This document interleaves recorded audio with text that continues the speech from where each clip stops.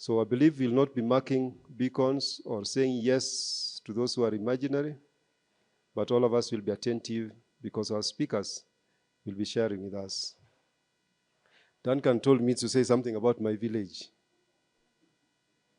And it is, we happen to have come from the same village with my Oga here. And my previous Oga used to say, and I read about him, that when you see the shadow, the shadow of a bent tree, the shadow is bent of a tree, don't start straightening the shadow. It is not the shadow that requires to be straightened, isn't it? Now that you have come late, so please, you better have to salvage the time. Thanks a lot. So without much ado, may I invite the country director, LSTM, Lucy Nyaga, to come and give us a brief overview. And it's about 10 minutes. I believe that will be enough. More than enough. All right, thank you. Karibu sana. Can we just clap for her as she comes? Okay. No, I don't.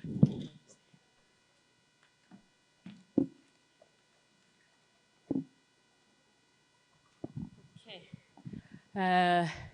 Good afternoon. Okay, so given us an overview of what we are expecting this afternoon.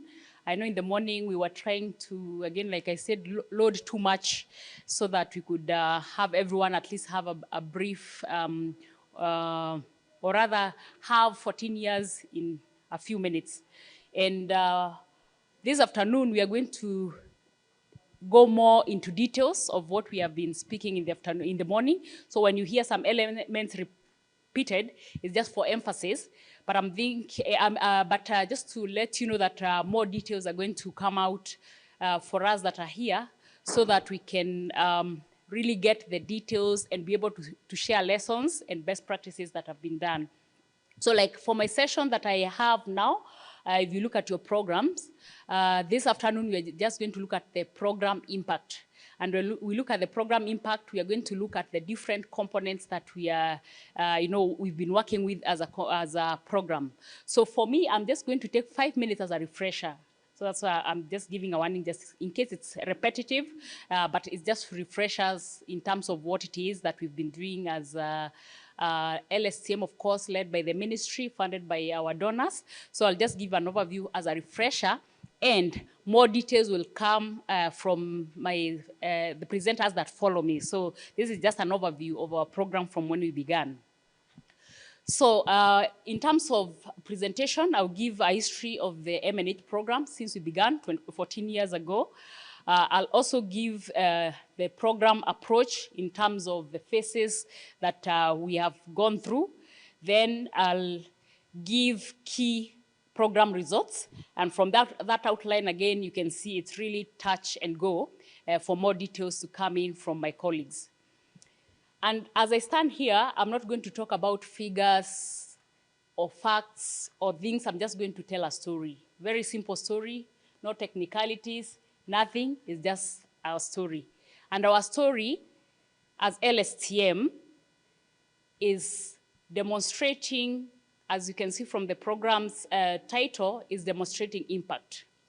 We know what impact is. For those who are here in terms of M&E, I know we start debating, is it impact, is it effectiveness, or what it is, but I'm trying to demonstrate impact here, because I think 14 years is long enough to demonstrate impact. And the title of my story is From Activity to Policy and Practice. And just some quick pictures there to just demonstrate.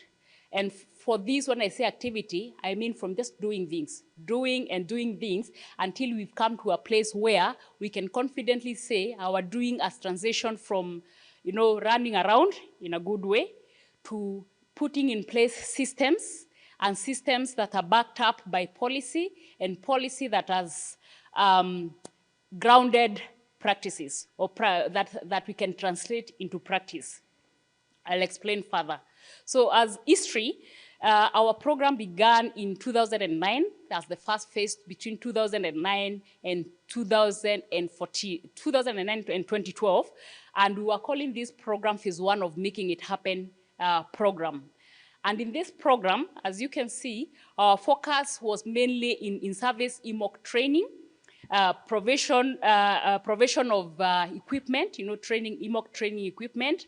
Our focus, again, at this place was where we were training provincial hospitals, where we were training maternity healthcare providers in provincial hospitals. And at that time, we were focusing on about 5 provincial hospitals: Nyeri, Nakuru, Kakamega, Kisii, and Embu. We are also working in Nairobi, in Pumwani, and Bagathi hospitals.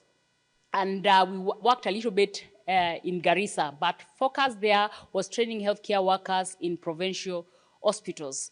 And as it was mentioned in the morning, this program, the Making It Happen program, was also multi-country. So we were working in a number of countries, 11 at the first phase, and they came down to in the next phase, which I'll mention. But as also at that time, we were working with some pre-service institutions, Kenya Medical Training Colleges, and 2 universities. And mainly for the 2 universities, we were focusing on students as they graduated and as they exited. So 1 week, a lot of focus just to ensure that, to try and instill the EMOC skills in those students before they could go into internship. And then with the medical training colleges, the same, we're just doing EMOC trainings, just like we were doing in hospitals.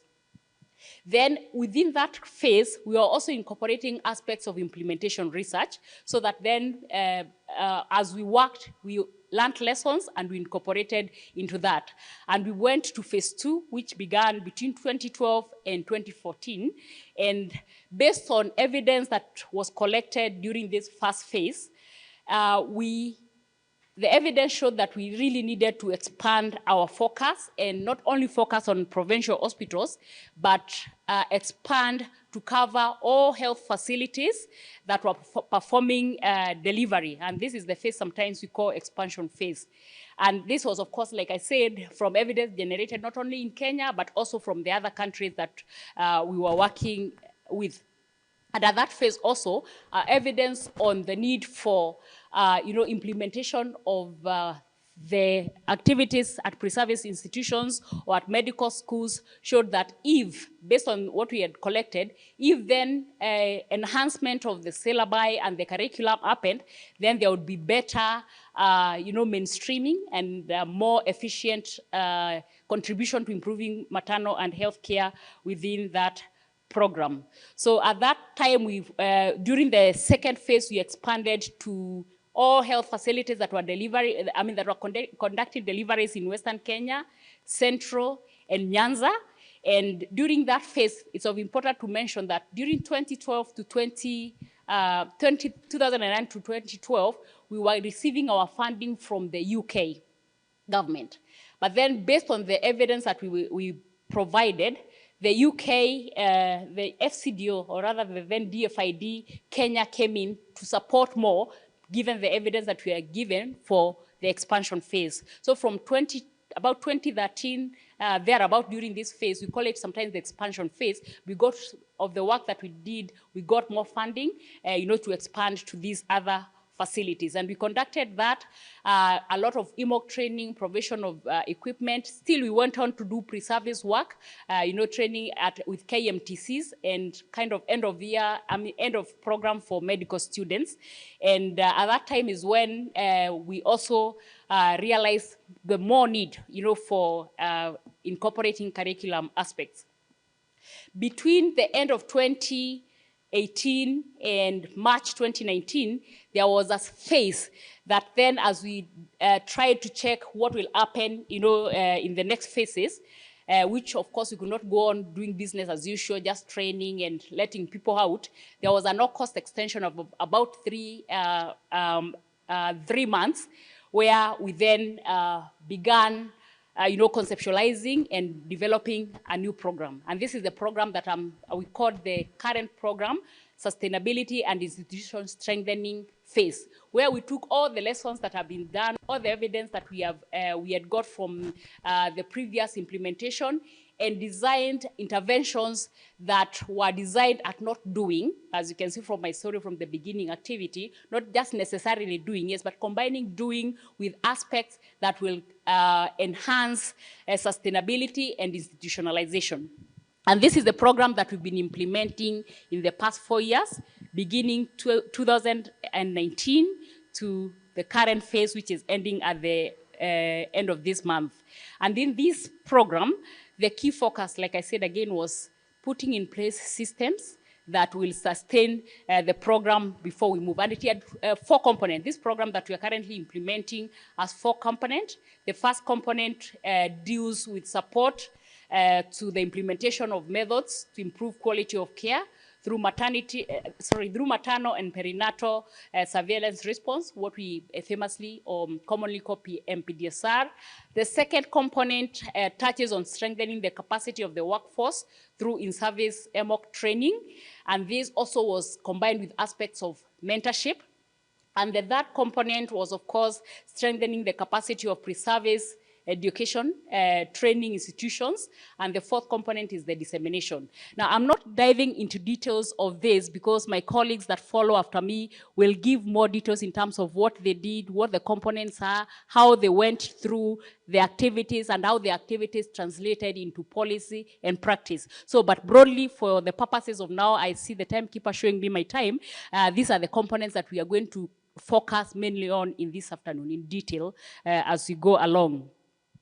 And then for this phase, I would want to mention this diagram just demonstrates some key outcomes, I would call them, for this phase. Based on the 4 aspects that I've talked about, MPDSR, we have been able to support together with the ministry and other partners, institutionalize really MPDSR. I'm sure Dr. Pamela will talk about the secretariat, will talk about the MPDSR report, will talk about CMED and how we have used that to influence policy and to influence practice. Then I'm sure my colleague Duncan will also talk about the pre-service work stream, the number of institutions that we have touched, both pre-service KMTCs working with regulatory institutions and the universities, so give you more details and how many we have done. But briefly, you can see we have reached 129 academic institutions, KMTCs, universities, and those from private KMTCs. And then the in-service, that figure there, just be worried, just a small portion for these years. Otherwise, previously, I may not have mentioned that we reached about 11,000 slightly over 11,000 health workers, through the phases. So this is just a figure for this phase. And I'm sure more will come out in terms of how, we have reached these figures as the different work stream leads provide us with more details. And that is our story, because as you can see, some of these documents that I've displayed here, in the beginning, we went to hospitals, we went to KMTCs and trained, people like one-on-one. And then it did not, of course it did work, but it was too expensive. It was not efficient as it was. We went on to support, the ministry together with the counties and other partners to develop key policy documents and key curriculum and, guidelines that have supported the current phase that we are at and that will continue to be used going forward to improve maternal and newborn newborn health. So with that, I think I've just started, like I said, that's how we have done our work. More details will be mentioned by my colleagues. So we'd like to acknowledge all our partners from the universities, from the Nursing Council, our donors, and all the partners for the work that we've done. And I'm sure that what we have achieved so far has given us ground, but still more needs to be done. So thank you, and back to you, Facilitator Dr. Dan. Let's appreciate this once again. I learned this how to appreciate in another way that is it kufungua ama kupanua? This is a reproductive health place, so you have to be careful which terminologies you apply. Okay, fanya hivi. Can you imagine mikono sio miguu? And you just imeenda. So all right, so angusha. All right, thank you. Sorry, I think you'll get to learn that in a short while.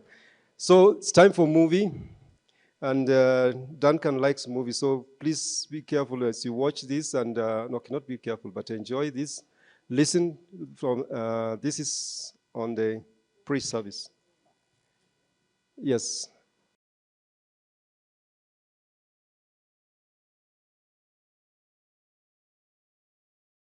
My name is Catherine Waigwe Mwaura. I'm a lecturer at KMTC. I head the Faculty of Nursing Sciences in KMTC, and so I team lead all the activities that are related to the training of nurses in KMTC. As KMTC, we are privileged to have interacted with LSTM in the training of our the lecturers who teach midwifery, and they have been trained. It was very useful for us because in the year 2020, when COVID hit, we sort of were disrupted, just like the rest of the world was disrupted. And so teaching became difficult. And with the help of LSTM, we were able to look at our curriculum so that we do not, waste that time. And we looked at the curriculum and looked at the gaps in EMOC, because it is important for us to be able to just improve maternal newborn health. And so we looked at the curriculum and we looked at the gaps. We did an analysis of the gaps and were able to identify. And we wanted also to be updated on the EMOC so that we can be able to deliver to our students the appropriate knowledge, skills, and the attitude. And so we reviewed that curriculum and we did an addendum, which now we have been able to implement. And so that was the beginning of our relationship with LSTM, where now that curriculum that was reviewed, it was rolled out to all the campuses. We have 50 campuses in KMTC that train nursing. For the past 3 years that you have worked with the Liverpool School of Tropical Medicine, the partnership has been so good because they have been offering us equipment to support the practical part of training, especially in midwifery, which is in the reproductive health section. And we appreciate every bit of the equipment they have delivered to us, following up even the maintenance of the equipment so that they cannot get weary very soon. We appreciate that, because even if they have given us the equipment and do not maintain them, then they could not last. But they have shown us how to store them and how to maintain them so that they can last long. And we have kept that up to date. Before the donation of the equipment from Liverpool School of Tropical Medicine, we used to teach. We had few equipment in the skills lab, and it was not sufficient for us to conduct the demonstrations. We also didn't have some of the equipment that was donated to us by LSTM, and this made teaching of practical teaching a bit cumbersome, because some maneuvers or some things to teach, you must demonstrate for the students to understand. So we only used to use theory and a few videos, but it was a bit cumbersome for the student to understand.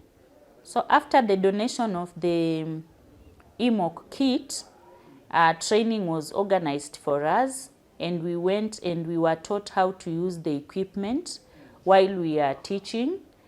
And we are also taught how to use scenarios and role plays in our teaching.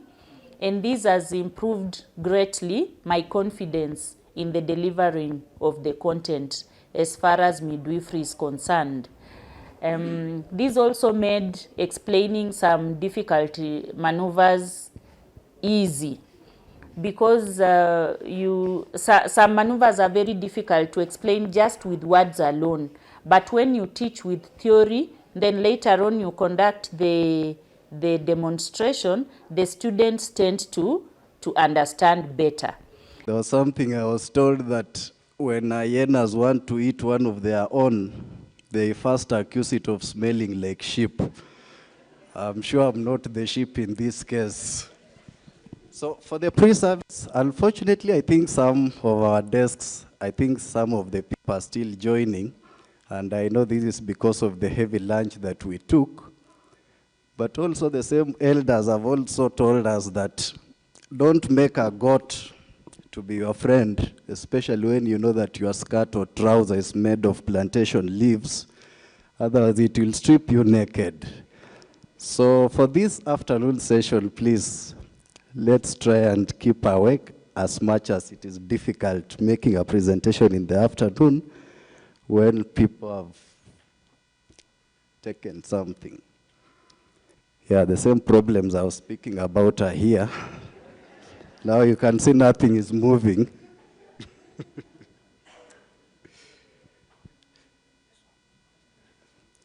Very good. So I'll speak about the pre-service capacity strengthening. I'm Dan Shikuku from Liverpool School of Tropical Medicine. And as part of the outline, I'll give some of the targets and the interventions we've had, some of the results, challenges, and what has worked well for this period, and acknowledge some of the key stakeholders that have been instrumental in ensuring that we have this work successful. And so why are we interested in this pre-service work, specifically around pre-service midwifery and reproductive health education? Evidence has recently shown that with these midwifery delivered interventions in an enabling environment, we are able to save about 4.5 million lives of mothers and newborns by the year 2035. And looking at the most recent State of the World Midwifery report, despite this impact of midwifery interventions, the training of the midwives within our countries, especially the low and middle-income countries, is deficient. And some of the key things that are the key in these areas include the deficient curriculum that is largely theoretical. And then in some cases, we also lack or we have insufficient numbers of the educators and some of the weak regulations within our setups that make the training of these midwives difficult. And so for us to be able to improve this aspect of pre-service nursing, midwifery, and reproductive health education, WHO together with the ICM, they have standards that have been proven, or rather that are guiding the implementation of these for us to be able to have these investments leading to quality midwives for the improved service delivery. And if you look at the WHO, they have a 7-point framework, but the work that we've been leading focuses mainly around 3 of these, and that is focus number 4, where we have been working together with the educational institutions just to strengthen them and also the practice settings. And then we've been also working around strengthening the faculty and the curriculum within our pre-service institutions. And then after we've strengthened this faculty, we go to the education part for the specific students. This is also captured within the ICM global standards for midwifery education that looks to emphasize the need on how we need to improve this midwifery education. And the key component we are looking at here for us to be able to have practical midwifery that is going to improve the care that we provide, it is recommended that at least 50% of our midwifery education should be practical based. And you look at one of the main problems of midwifery training is that the programs have largely been theoretical. And the integration of EMOC has also been a great initiative by all the global maternal and newborn health players to ensure that midwives and other skilled health personnel have the necessary skills for them to be able to work within maternity units. And then after we look at the curriculum, there's need for us to also strengthen this faculty to be able to teach this updated curriculum.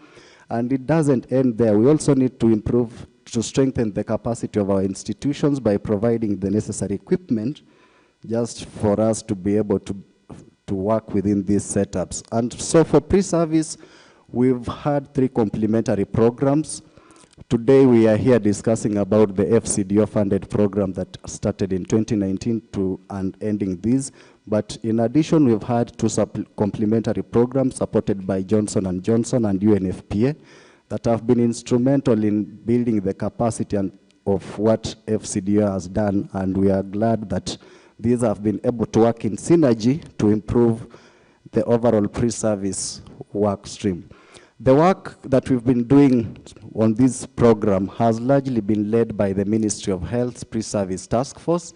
This is a task force that consists of players from the MOH, the training regulators, the nursing councils of Kenya, the clinical officer, the teaching and the training institutions, both the mid-level KMTCs and the universities.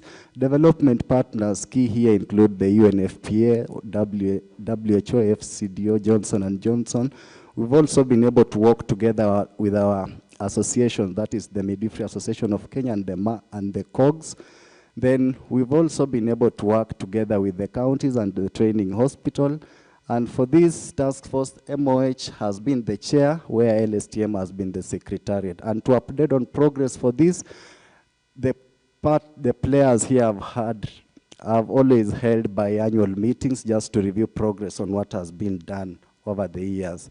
So this is a slide that has been represented before here.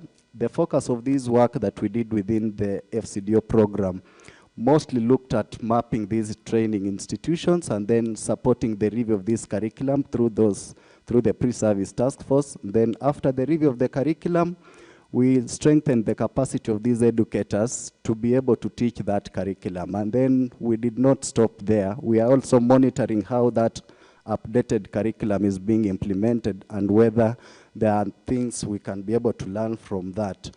And as part of mapping, this is just a representation of some of the training institutions as represented in the country, the mid-level training colleges, where for the current program, we worked with 4 main training institutions as our training centers. And these centers were largely distributed based on the distribution of the other colleges. So you can see on the Western and Rift Valley part where we have majority of the institutions, we have 2 training hubs there. That was Eldoret KMTC and Vihiga KMTC. And these were also the areas where the program was working within those counties. And in terms of strengthening the capacity of our institutions, we've been able to provide skills training equipment in maternal and newborn care, where we've been able to support the Kenya Medical Training College. This is one of the Vihiga team that was receiving this equipment. And we've also been able to support the universities. This is Moi University School of Medicine, receiving a full kit of the EMOC training equipment. As earlier indicated, we've worked through with the regulators in terms of reviewing all the nursing and midwifery related syllabi to ensure that as we train, then it is something anchored within the training guidelines and policy that all skilled personnel will have these emergency obstetrics and newborn care captured within the training syllabus.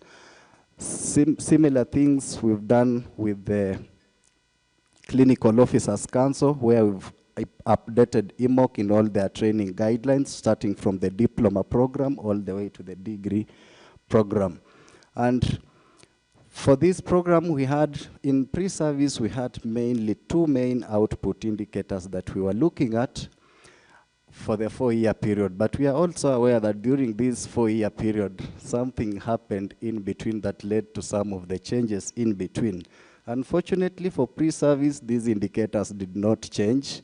And so we had to adapt and achieve. And I know in one of Chinua Achebe's famous quotes is that just as the birds learned to fly without perching, and so LSTM had to learn to shoot without missing the target for us to be able to achieve these targets here. So if you look at the capacity, the lecturers that we were able to reach so that they can have the capacity to teach EMOC, we had a target of 382, and happy to report that we delivered 100% plus 1. We are very generous people.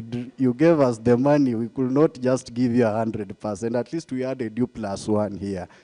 Now, when you go to the institutions, you gave us 50, but we've been able to reach about 129 institutions, covering both universities and also the mid-level training colleges. And because of the COVID, we had to change the way we run things. The trainings, initially we had a challenge in having the trainings, but once we cracked the way, we were able to integrate the face-to-face components of the training and also the virtual components for the theoretical part for us to be able to achieve these trainings for the educators. And the integration of this blended approach was mainly to ensure that educators at the end of it are able to acquire all the competencies as per the program. Now, if you look at the segregation of the numbers as earlier indicated, we did not just focus on the Kenya Medical Training College alone. Our intervention, we were able to reach out also to the private and faith-based institutions that contribute quite almost 50% of the healthcare workers within the country as well. And then we were also able to reach the universities through the complementary funded project by Johnson & Johnson for us to have at least midwifery lecturers also trained here. So if you look at the distribution, we've had majority, as expected in all the countries, nurse midwives are the majority providers of care, and that is why you can see their numbers here are leading just as expected. In terms of the distribution of the institutions, both private and public institutions, the KMTCs, and also the universities distributed across the country, as we can be able to see here. And during this implementation, we've also been able to work with our stakeholders in learning some lessons around what is working and what is not working, and providing some of the solutions to some of these things that we've worked on. So these are just some of the papers that we've been able to draft together with our key stakeholders, and most of them will be discussed tomorrow in the parallel sessions for pre-service. So for more of these, you will be able to get them within the parallel sessions that will be running tomorrow.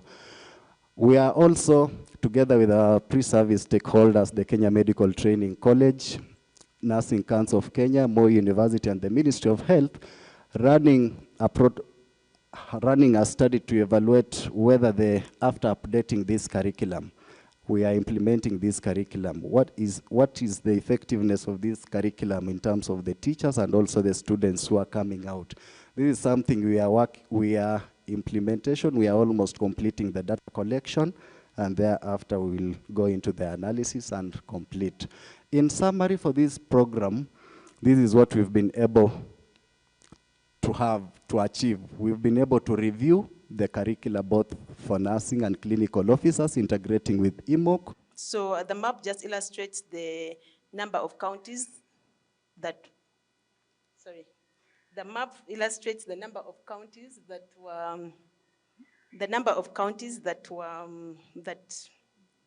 took part in that training. So this slide is talking about the various competence-based training. It illustrates the various skills. This is all about skills. These were the face-to-face sessions. In medicine, we say that what you hear, you may forget. What you see, you may remember, but what you do, you know. So these trainings have mainly been competence-based. As you can see on the left, we have one of the participants practicing neonatal resuscitation. In the central app, we have a drill that was happening. And then we also had the online sessions, as you can see, the central, but below we have a facilitator trying to demonstrate how to place the cap on the head of the baby. And a lot of surgical skills were ongoing. This was the advanced course, obstetrics and obstetrics, surgical, and anesthesia care. And this course mostly targeted doctors, and we also had an opportunity to work with the University of Nairobi and the Moi University to train obstetricians, to train residents, OBGYN residents. Again, originally a 5-day face-to-face course, we had to redesign it to a blended learning course. So the photographs just show on the far right, a group photo at University of Nairobi after the training. And in the center, we had the group photo after the training in Moi University. LSTM also trained trainers in the advanced course, and these were mentored to actually facilitate trainings. So on the left, you have an LSTM trainer debriefing a new trainer after she had conducted the trainings. We have we have a lot of feedback about these trainings and the blended learning approach. From our trainers, we learned that a lot had happened, learning had taken place. Participants were able to come back and tell us that they were able to help patients in ways that they would not have been able to do if they had not come to the course. And also we heard from some of the trainers that while we were conducting this training for OBGY residents, some of them were in an advanced stage in their course, and yet they had certain wrong practices that they had inherited from their previous clinical practice that had not been corrected. So it was strongly recommended that this course should be introduced into the medical schools right from the big enrollment, such that these practices are corrected from the beginning, and at least we don't have to wait until the residents were in their later courses, in the later part of the training. So we have so many impact stories also from the participants. This can be found on our website, but we need to highlight that the participants are able to confirm that there's a difference in the way they practice their medicine. Now, this was done 6 months after the training. They could see the difference in the way they were practicing their medicine compared to what it was before the trainings. Many of them had taken a lead role, had assumed a lead role in their health facilities because they were being found to be experts in certain procedures like maternal resuscitation. And some of them confessed that this had transformed their careers, and their confidence had gone up big time. Then also from facility managers, for facility managers of healthcare providers who had participated in the trainings, we're happy to report that there was a facility manager who was a resident, and she promised that after the training, when she goes back to Nanyuki, she'll be able to train her entire team. That includes medical officers, interns, and midwives.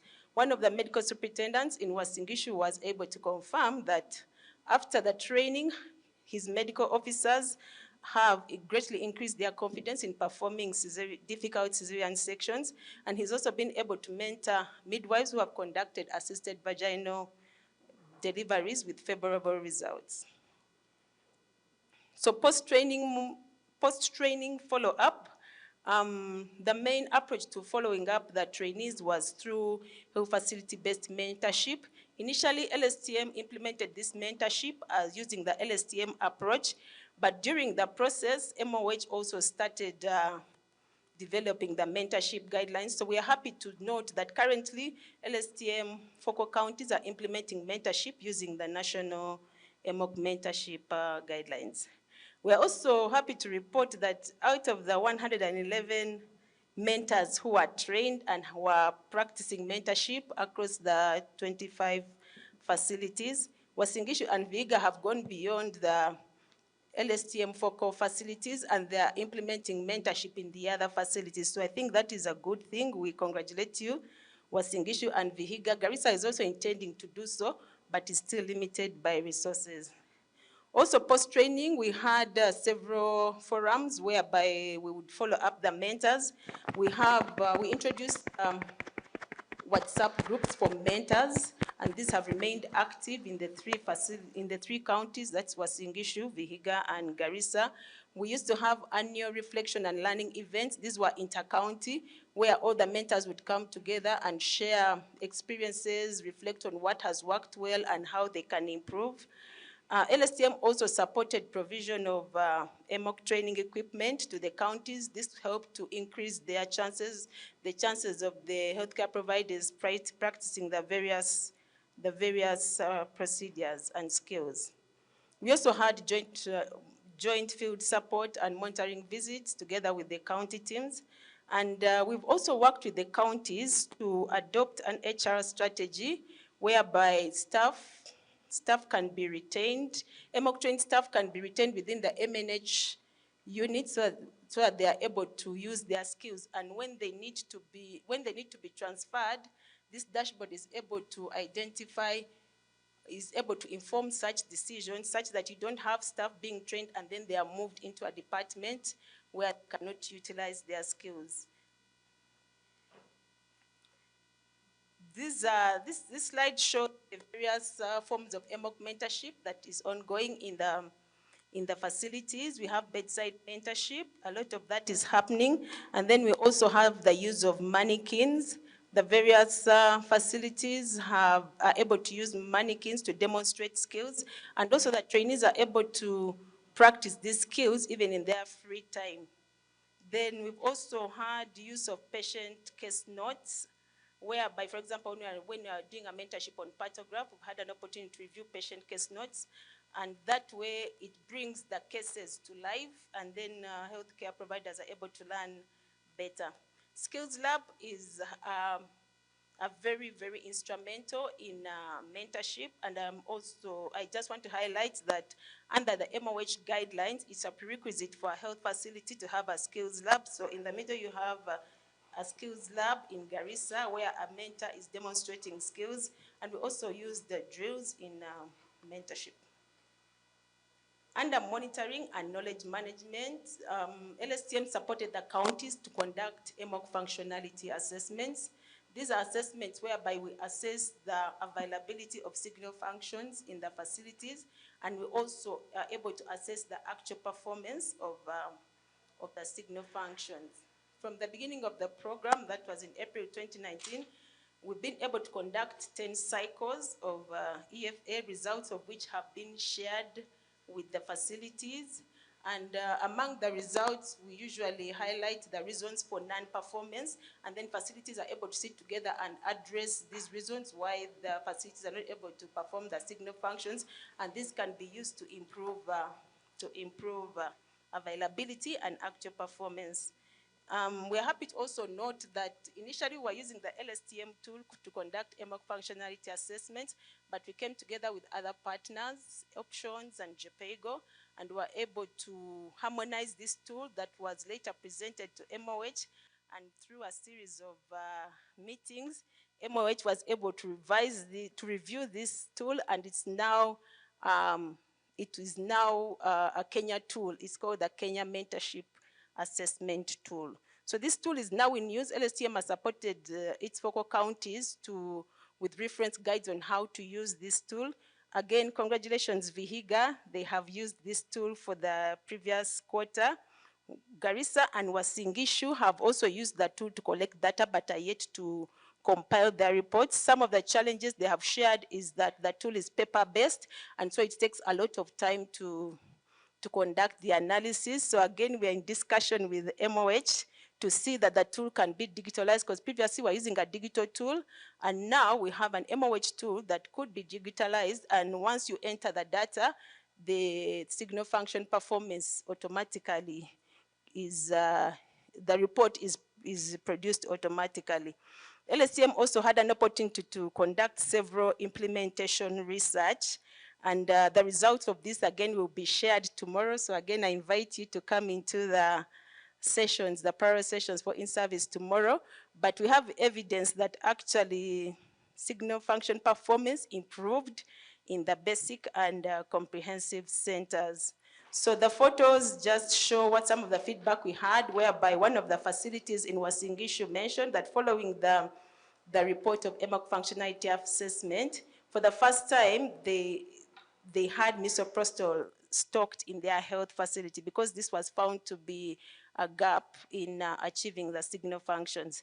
Below that, we have the governor of Vihiga dispatching drugs to the facilities, and some of these have been a result of EMOC functionality assessments, where certain drugs are found to be not available, and because of that, as part of the action, they are stocked. So the fourth intervention has been participation in the national and county initiatives. We were happy to be part of development of some of the guidelines, mentorship, and also the quality obstetrics and the MNH QOC standards. We've also participated in RH technical working groups, and also the annual work planning process at the counties, a lot of it at the counties, and also at the national level, and several county initiatives. Some of the lessons we've learned that when we work together with the other partners to address common causes, we've been able to leverage on resources, time, and expertise. And then we also noticed that during the development of the National EMOC Mentorship Guidelines, LSTM focal counties had been practicing mentorship, so they were able to share their experience to the process, which made a significant contribution. The photos are the guidelines, the mentee manual, and the mentor's manual. This slide just illustrates the process that MOH led us through in developing the mentorship guidelines. In March 2020, the roadmap was developed, and through serial consultative meetings and writers' workshops, validation workshops, we were able to pilot the package in several counties. I think it was 16 counties, 5 of which were LSTM focal counties, then post-pilot workshop, and the guidelines were launched in June 2022. MOH has continued to conduct county trainings on the guidelines, and I understand even in the near future, they'll continue. Their target is to reach the 47 counties with these guidelines. Of course, it was not a smooth walk all the way. We encountered many challenges, but most of these challenges were able to find solutions. The first one was getting the counties to accept to co-fund the trainings. It was not easy, but with continuous dialogue, we are happy to report that this year, 2022-2023 annual work plan, the 3 LSTM focal counties have included EMOC trainings in their work plans. Garissa has already conducted its trainings, and Vihiga. So Uasin Gishu also has plans to do so. And another challenge was the high staff turnover. A study that was conducted by LSTM in 2020, looking at a 5-year period, showed that the staff retention of EMOC trained staff within MNH units was quite low. The graph on your right shows the results for each of the LSTM counties at that time. Garissa was the lowest for almost obvious reasons, because it's not the most favorable place for a healthcare provider to work. And yet, at the same time, this is the place that needs most to have skilled and competent healthcare providers. So that was a major challenge, but LSTM has been able to work with the counties. We've come up with an HR dashboard whereby they are able to monitor on a quarterly basis the status of EMOC trained staff in their MNH units. Then they can make informed decisions on who should be their target to train or who can actually be transferred. We also had COVID-19, it happened to all of us, and with it came challenges of restricted travel and restriction to even for group meetings, and yet we had to continue our technical support, so we went virtual. And of course, going virtual, we had issues of capacity with healthcare providers being able to use the virtual platforms. But through mentoring, we were able to learn together, and now we can actually run even a 4-day virtual training with healthcare providers with very minimal challenges. The health worker industrial action was also such a challenge to us. A lot of disturbance or interruption in program implementation, but we're able to get back onto our feet again and run. We experienced a funding gap in April to June 2022. Again, some lessons were learned from that, and for example, during that time, LSTM was not able to support Tia and Mandazi post-mentorship, and yet it had been found to be a very motivating factor for the mentors to come to the sessions. However, we've also learned that, well, some facilities were able to continue with mentorship even without the Tia and Mandazi. So in a way, it was a sustainability thing that mentorship can still go on without Tia and Mandazi, but for many of them, without the Tia and Mandazi, they were not, the attendance went down significantly. Then, of course, inadequate equipment and space for EMOC skills. As we mentioned, EMOC is a skill, and it's very critical that health facilities have this skills lab.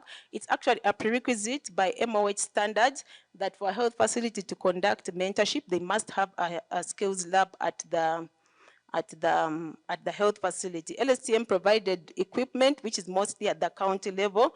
So this equipment is shared. So sometimes some facilities would plan for mentorship, but they cannot access the equipment because, again, another facility is using it.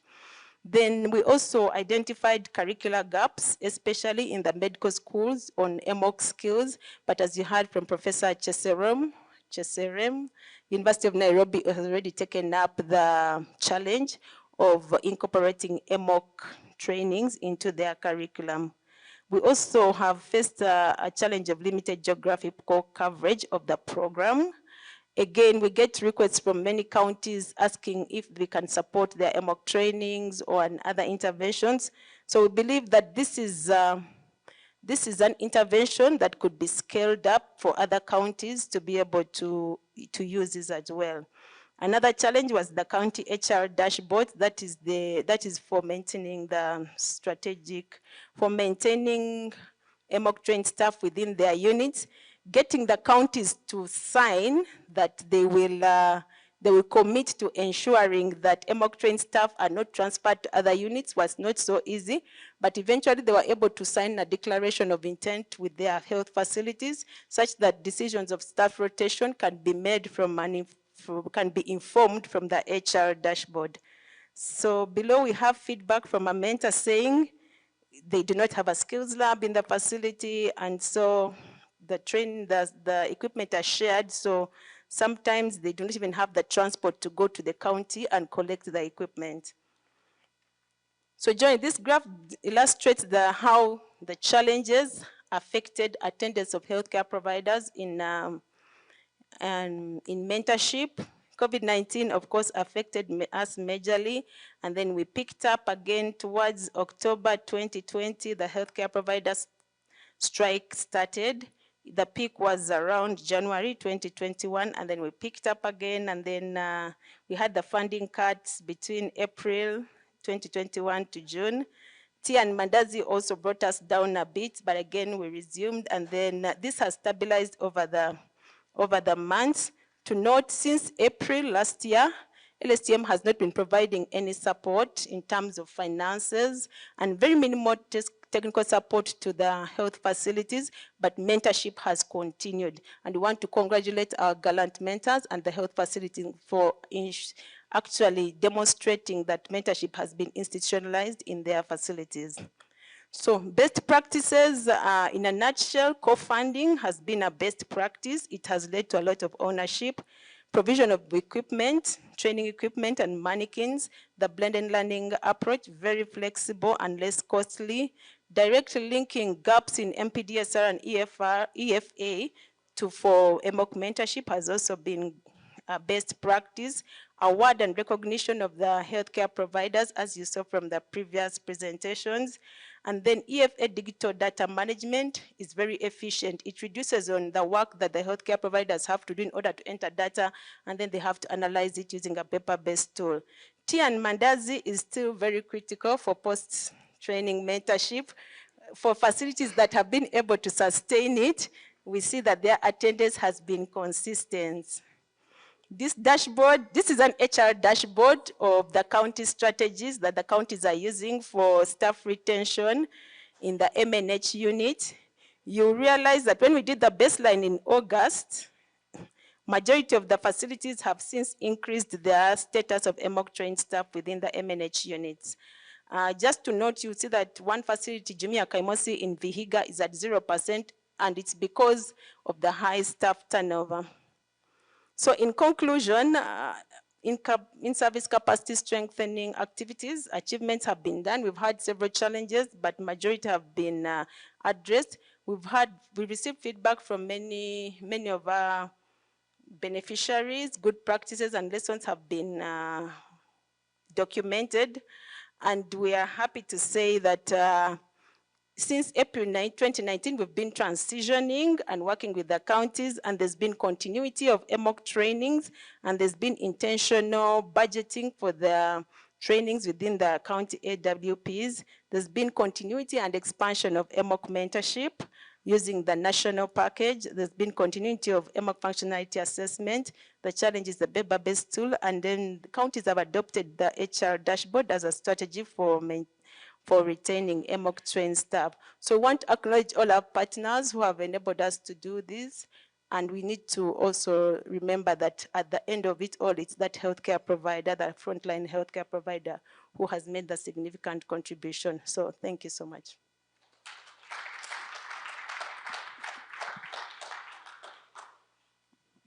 Thank you, Irene. That is a very good presentation. Now, before we get into the next phase, can everyone rise up? May I request? Ama naomba. Because serikali is coming next. Let us stretch because I believe we are aerobic. Yes, reach out to the SDG targets there where they are. So they are as low as where your hand is. All right, all right.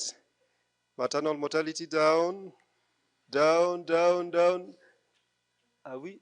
Okay, some of you, no wonder we are not achieving because this is the status.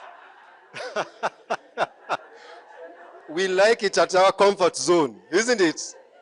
So, Charles, you can see why we are not going anywhere. Because we like cooperating just here where Team Mandazi is here. Just where the Team Mandazi is. Otherwise, the Mandazis will be withdrawn. Can we do it once more? SDG, okay, all right. Because I've seen someone here, let's reduce neonatal mortality. They know themselves. Okay. I think we don't want anybody to die. All right. Thank you. Can you clap for yourselves? Next is Dr. Pamela Godia coming to talk to us about this animal called MPDSR. It has evolved from MDSR, MPDSR, PDSR. Now, it's a work stream. Karibu, Pamela. I don't know whether you jump or serikali inaweza kuruka. I thought serikali iko na mikono mirefu, sio miguu refu.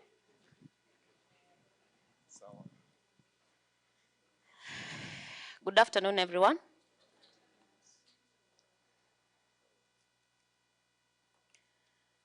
I've been warned that I should not take not more than, which is good because my presentation is brief. Being the last presenter and the fact that you had an energizer, I hope you are now a bit energized. Some of us were, the lunch was working. Yeah, so let me just learn how to use this. Okay.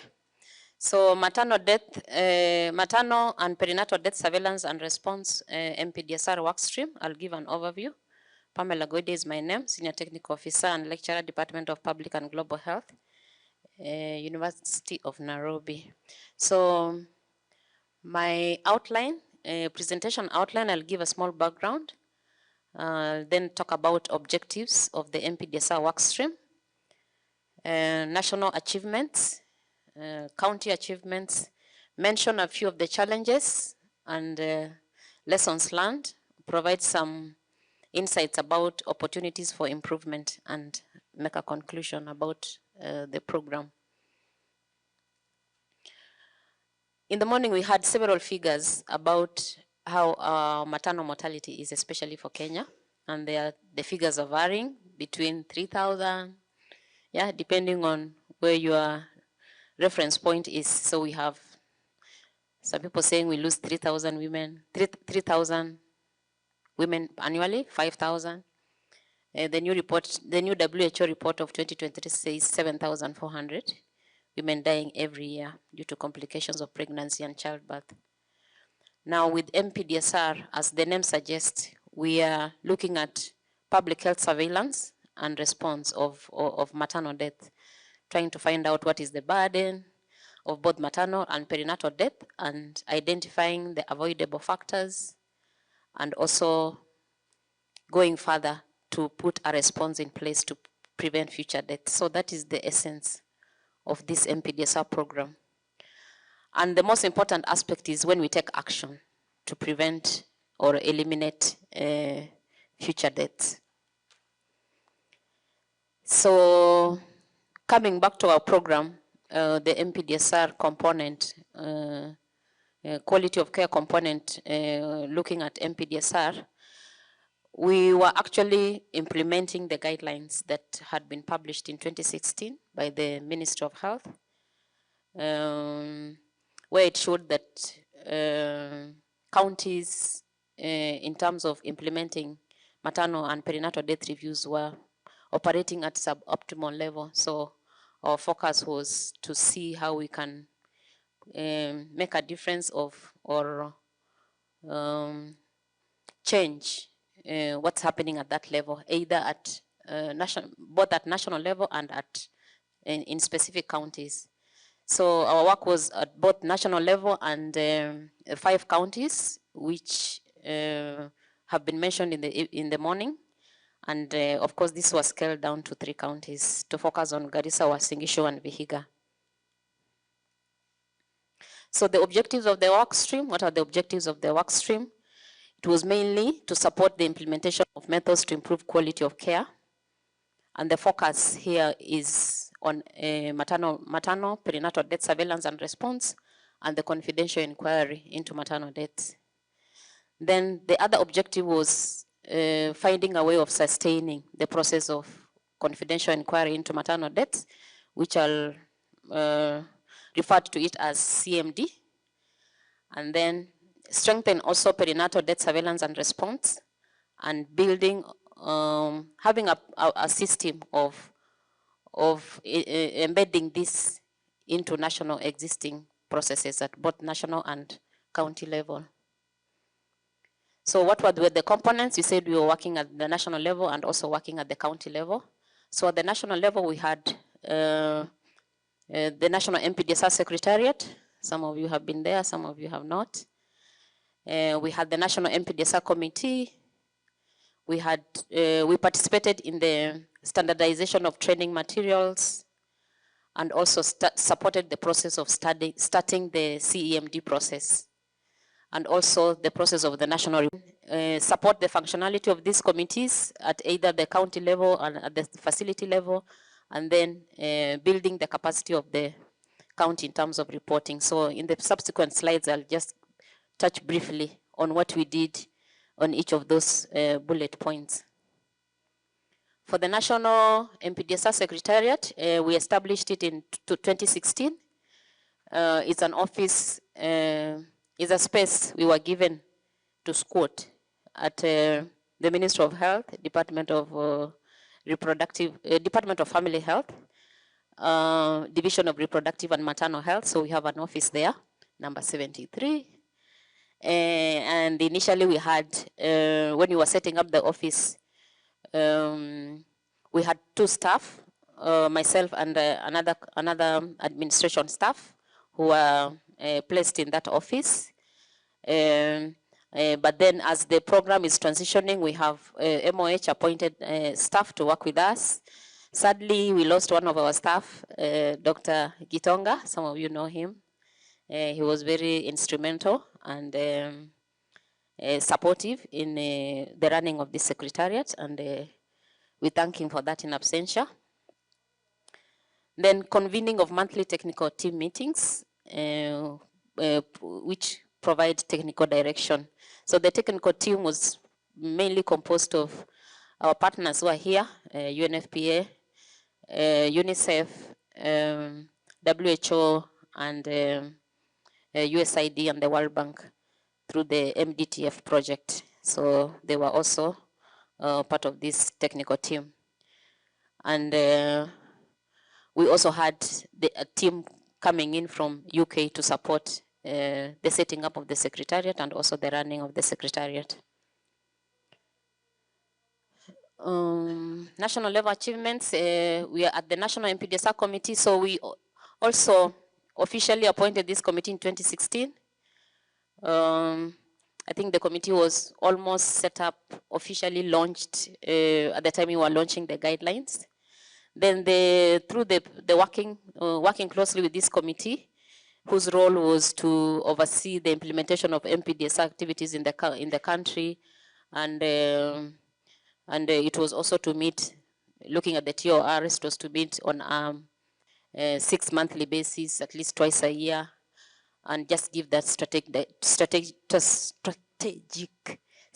direction. Sorry for my stammering.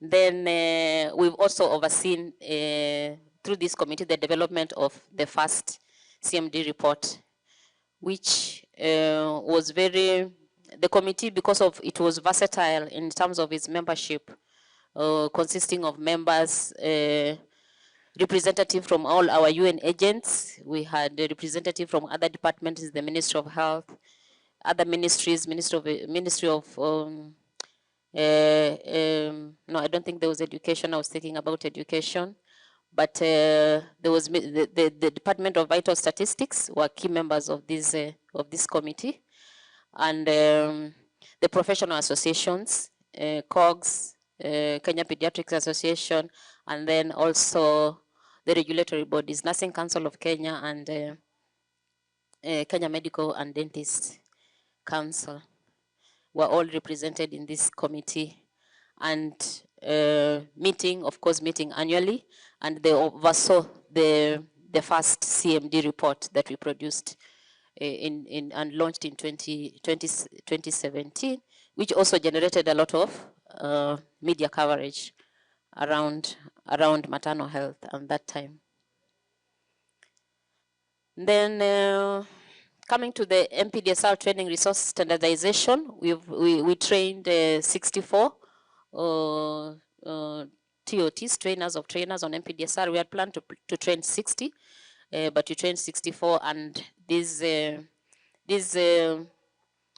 were drawn from the different counties, and they have formed. They've been very instrumental in rolling out MPDSR training at the county level, and they've also been.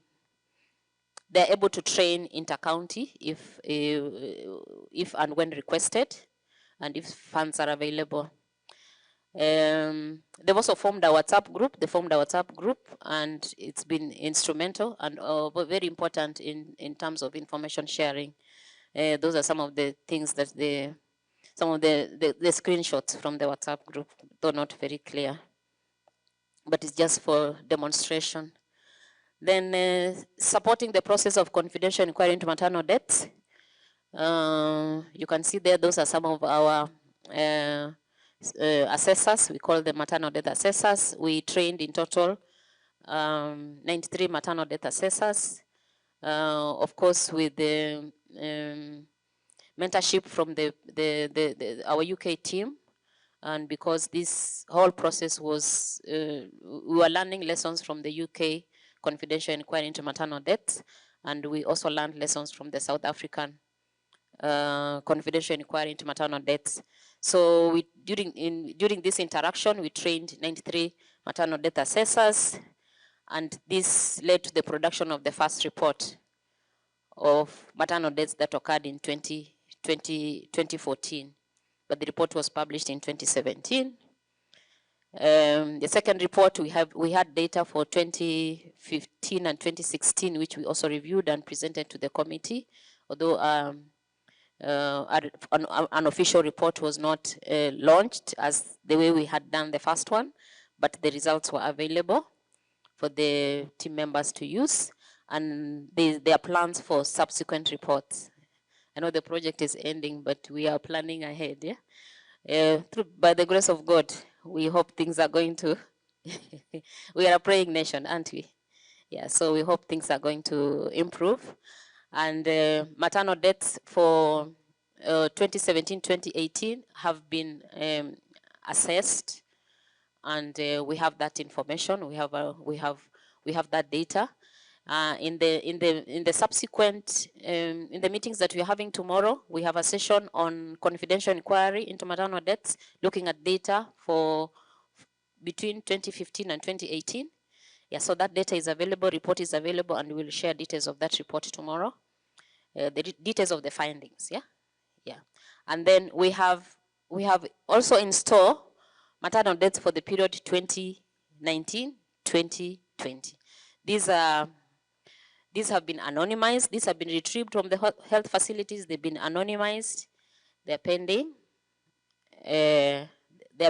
assessment. I'm saying pending assessment because I know there's work going on towards to have these maternal death files assessed. Maybe not in this project because it's ending end of this month, but I know there's discussion around how that can be done. And then we'll be able to publish the reports, because according to the new guideline, the MPDSR guidelines, reports were to be published every 2 years, yeah. But then the way we did this work, we kind of did everything almost at the same time. Something for how many years? From 2015 to 2018, we tried to cover all that within the shortest time possible. So discussions on that are ongoing on how to publish all that data that we have, which is going to be very instrumental in advising the Ministry of Health and other partners. Then support the process of national MPDSR reporting. We participated in the process of standardization of the data collection tools, ensuring that the tools are uploaded onto the HMIS system, and then also provided technical support to the Ministry of Health in the production of their first annual MPDSR report, which was launched last year. So here I will just talk about one or two things on the National MPDSR report, just focusing on the perinatal death audits. And this is information that has been published in the National MPDSR report that was launched last year. Yeah. So looking at the perinatal, because the report had a section on maternal death reviews and a section on perinatal death reviews. So I'll just look at the section on perinatal death reviews in short, but the report is available for anyone to access online. So we realized that 15% of maternal deaths were reviewed and uploaded onto the Kenya Health Information System. So because this report was looking at maternal deaths for the financial year, there's a financial year that we were looking at, so it's not between, for 1 year, one financial year, 15% of perinatal deaths were reviewed and uploaded onto the Kenya Health Information System, and this was data from 30 counties. And you know we have 47 counties, so 17 counties had not uploaded their information onto the system. But this 15% just shows that we still need to do more work, yeah, in terms of auditing perinatal deaths. And for the data that we have, it showed that majority of the perinatal deaths occur majority of newborn deaths occur within the first 7 days of life. So let's go to the county level achievements. And for the purpose of this, I will focus more on some aspects in the 3 counties, but more some aspects for the 5 counties, but more on the 3 counties. So when it comes to training of healthcare workers, because training of healthcare workers is something that we did within the initial phase of the program, when we were working with the 5 counties, a total of 309 healthcare workers were trained from the five counties. Some of these trainings were full support, LSTA meeting all the costs involved, but some of these trainings were also done through the cost sharing as co-funding. That is what we've talked about also in pre-service and also in the morning. The panel that was here also talked about cost sharing or co-funding. And the program that also supported so much about this co-funding aspect of the implementation was the THS funding. Yes, most of you are from the counties, you know about it. So part of that co-funding was also coming from that. Then establishment of county MPDSR committees. I said we either were starting from scratch, or if the committees were there, just ensuring that they are officially appointed, yeah, in all the 5 counties, give an official appointment letter to each of the members and sensitize them on their roles and responsibilities, and also ensure that they meet quarterly to review data and take actions to prevent future deaths in these quarterly meetings. Then support to the functionality of facility MPDSR committees, monthly follow-ups in 25 health facilities, 5 facilities per county, and subsequently 15 facilities for the 3 counties. So we provided monthly technical assistance, refreshments. My colleague has talked about tea and mandazis. Refreshments to facility committees, and of course during the COVID pandemic, we had the issue of having the meetings virtually, which was also possible. And most of the time, these meetings lead to identification of skills gaps, which also now inform the mentorship sessions. So examples of MPDSR local responses, we have organized the lab in such a way that when a mother is scheduled for a cesarean, an elective cesarean section, blood must be available. Previously, a blood request was made as a crisis when the patient is already in danger. Then previously, there was a bit of laxity on MPDSR issues, like newborn and maternal reviews, but now there's an active committee. So those are some of the experiences from the field. Then building capacity for the county in terms of reporting. So this is just ensuring providing technical support, ensuring that they're able to put their data together and then produce the reports that they use at the quarterly meetings. And also now this came in handy when the Ministry of Health also indicated that their priority also is to come up with the national MPDSR report. So that process also helped in just sensitizing the counties and ensuring that these reports are now being produced at the county level, because someone out there is requesting for them. Then we advised that the report signed by CEC as outlined in the guidelines, and this led to the production of the first national MPDSR report. Then building the capacity for county reporting. So this just includes working with the health records information officers to ensure that the audited forms, that the forms that have been audited are uploaded onto the HMIS, and also just giving them some facilitation in terms of airtime. The graph there just gives an example of what can happen if there's concerted effort to an activity, because Wasingishu, the reporting for perinatal deaths was very low, but we realized that they host the county, the national teaching and referral hospital, which is MTRH. So they kind of co-opted MTRH into the loop, and this led to a spike in the increase in the number of perinatal death audited. So that kind of relationship of just talking to one another and telling each other that this is important. So Vihiga County responds to identified gaps in quality of care. What are some of the things that we can say briefly? I'll not read through all of that. But in the morning, we talked about, for Vihiga County, the governor talked about being committed. So there's a lot of commitment from the leadership. Then through these reviews, they managed to put up a theater specifically for maternity emergencies. They procured CPAP machines and strengthened mentorship and communication between staff. They've also done a bit of verbal autopsy and improved emergency preparedness, especially ensuring that there are PPH boxes ready for emergency use.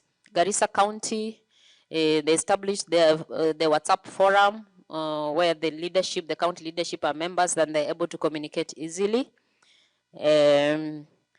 Existence of MPDSR committees at all levels. They've put up a HDU unit and assigned staff or nurses to work in that unit.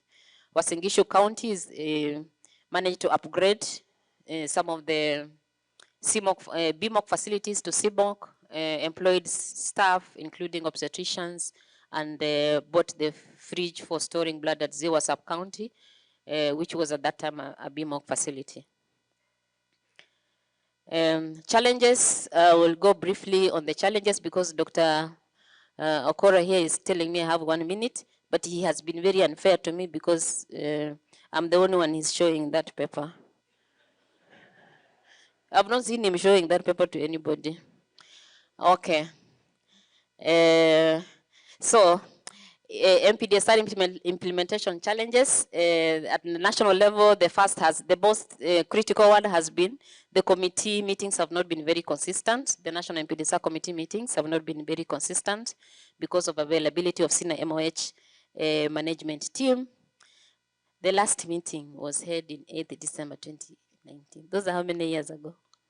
I'm even embarrassed to say. Yeah. Action points from audits not fully implemented, it discourages clients. And then inconsistent support supervision, especially by county staff. If the county staff are not going down to see what the facility staff are doing, it kind of brings in some laxity. Yeah, we are human beings, so sometimes we want to be seen to be responding to something. Yeah. Then perinatal deaths reviews have remained low, and of course resource allocation, inadequacy in resource allocation. What are some of the lessons that we have learned?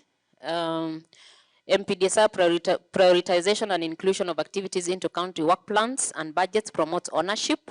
So because in all these things we are looking for ownership, people have to honor what they're doing. Then they will prioritize that because it is part of their activity. County leadership support, essential. Then reviewing and uploading is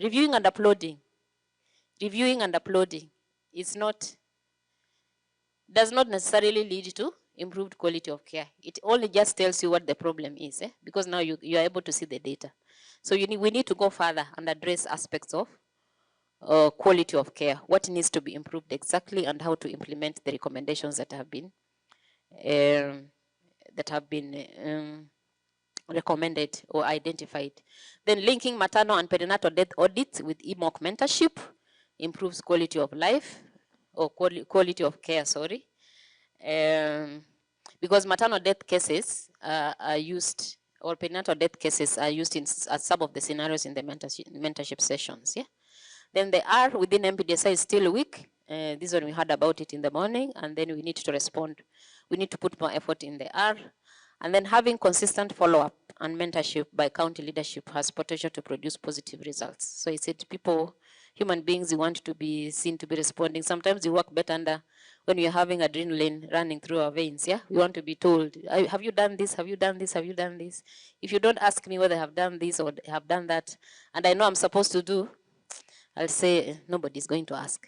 Nobody's going to ask. So we need to, yeah, as the managers at different levels, we need to have measures in place on how to monitor some of these things. Opportunities for improvement, we have a lot of county support. We have we have several partners who are working with us, and in the panel in the morning we talk about coordination, so they need a bit of coordination. We have an opportunity to link MPDSR and EMOC training, yeah, skills mentorship, both during in-service and pre-service training, health system strengthening, counties taking ownership, and using some of the county resources to budget for some of these activities related to MPDSR and EMOC, and then also linking facility committees and county committees. We need to improve on that, and it's an opportunity that we can make it better. And of course, there are always ongoing data audits at the county level. So if you're doing data audits at the county level, let it be comprehensive so that you look at different aspects of data. In conclusion, we set out to support the process of implementation of methods to improve quality of care with a focus on MPDSR and confidential inquiry in maternal deaths. We can say MPDSR committees have been established at national, county, and facility levels. So what we need to do more is just re-energize that and monitor that and see that they are functional. There's some response to actions identified during reviews and meetings. So it's a positive thing to build on. Then there's been, there are efforts in linking MPDSR and EMOC mentorship skills. And then a system of confidential inquiry into maternal deaths, it's been put in place in terms of maternal deaths case notes retrieval, how we can anonymize that, how we can assess that. We have the capacity to do that. And then, of course, drafting the reports.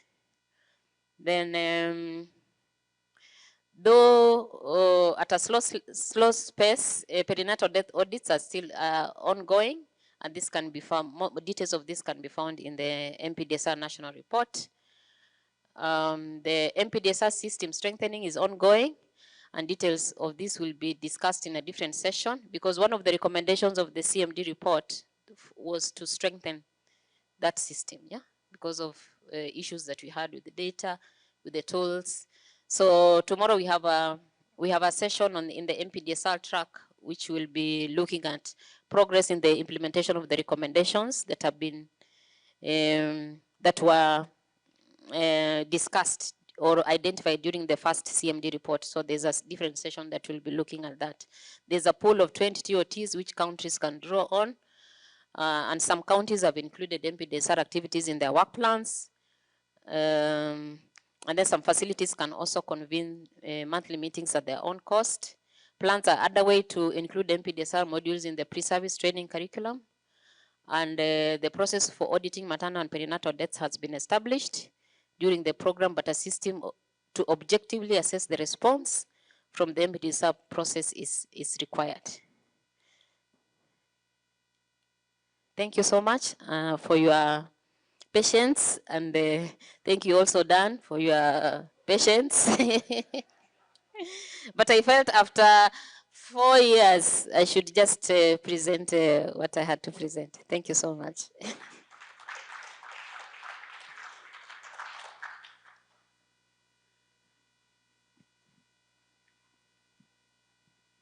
Thank you, Pamela. You know, that's what we call bending the shadows, but yes, I think I was trying to be fair.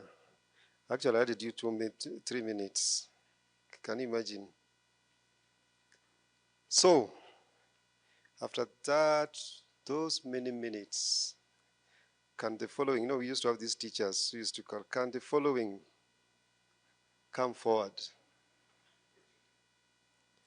And now I request them,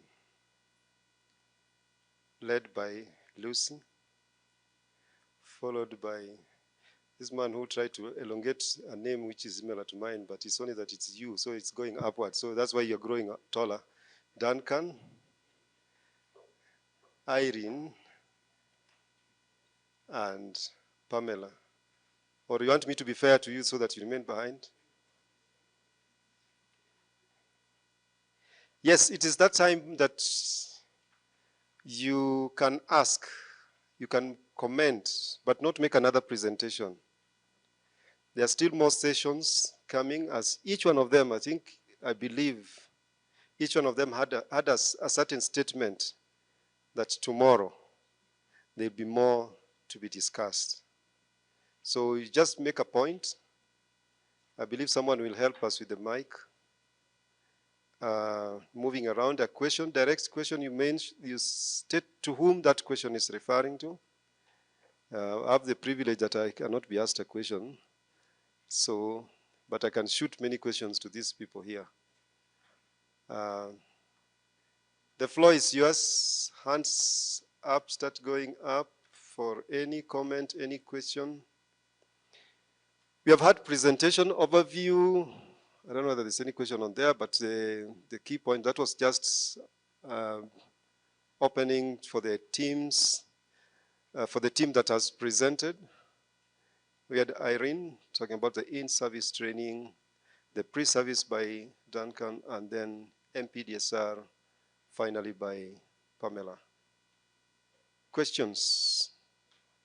comments? Yes, who is helping us with the mic? Or is it this one?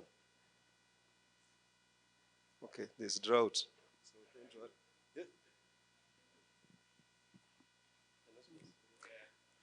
Thank you so much for the insightful presentations.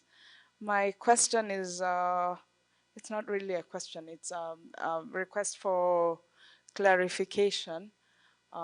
Maybe Irene and Pamela, you talked quite a bit about chai and mandazi.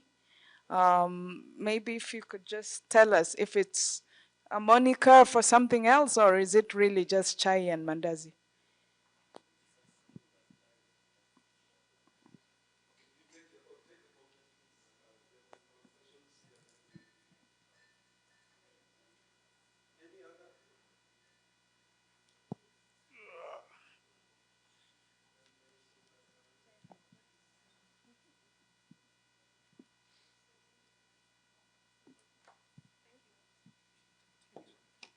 So thank you very much. The presentations were very good. My question is goes to pre-service and in-service. And you mentioned at one point the importance of integration. Are we at all integrating family planning and especially PPFP? Thank you.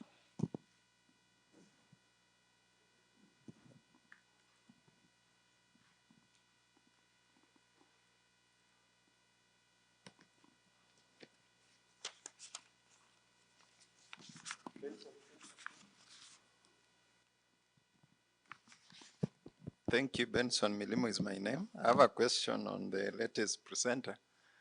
I had more questions, but with time, I think they faded off. So it's unfortunate for the latest one. But it's just a clarification. We appreciate the current, progress in terms of MPDSR. However, the graph is not very clear because we see efforts on the ground, but it seems like those efforts, as they go up, they seem to be dying at the tip. This is evidenced by the current type of meetings. You said, some have been held over 3 years ago, and the mortalities are happening daily. Okay, and some of them require policy, for a national policy for implementation. So how do we bridge in this gap of absence of national policy to guide what is going on the ground? The second question is perhaps just a clarification. We are talking about MPDSR, and you say that name has been growing with time. And what I'm thinking perhaps may even make it grow further. Do we also look at near miss when doing MPDSR? Because if we just focus on the D, yet there are the aspects that precede to D, then we might be failing in the equation. Could there be such an arrangement so that an N is added just before that D? We have some near miss, focusing on the whole process. Thank you. Okay. There are 2 questions. Okay. Then we'll respond to those as then we'll look for the next session. Hello, my name is Dorothy. I have seen you have done this over a long period of time, and during these periods, in these counties, we know how much changes happen within the leadership. This question goes to, I think, all of you. How have you managed to get over the challenges, or have you had any challenges with the changes in leadership in the counties, particularly getting to cement either MPDSR or even the trainings and just ownership by the counties, keeping in mind that the leadership keeps changing every other 2 years for some counties? Thank you. Thank you. My name is Betty from the same organization, Clinton Health Access Initiative. I have 2 questions for pre-service training. I just wanted to find out, what about the beneficiaries? We heard a lot about the interventions and the coverage for the trainers themselves, the lecturers. But what about the beneficiaries, the people who were reached and supposedly benefited from this integrated training in the curriculum? Additionally, in terms of thinking broader, like even incorporating MPDSR elements, I hope it was in pre-service training. I just wanted to hear if that was also looked into. And then also, thirdly, you were very silent on the P, especially it was a rushed slide. I was hoping the same weight that was given to the M would be given to the P. I feel those interventions that we talked about, especially towards the end, were really, really missing, especially the confidential inquiry of maternal deaths. Was the same done for perinatal deaths? Thank you. All right. Now the questions zimeanza kuzaana. So you are giving birth to more questions. Now let us just this second round. Yes, so that we don't overwhelm. Right. So do we start with Duncan? I think you had a pre-service. Yeah, just one. Yes, please. It's just one. We start with one, then we go to the next. Yeah, yeah. This one is not one. You know, they just put it there, but they didn't tell what exactly.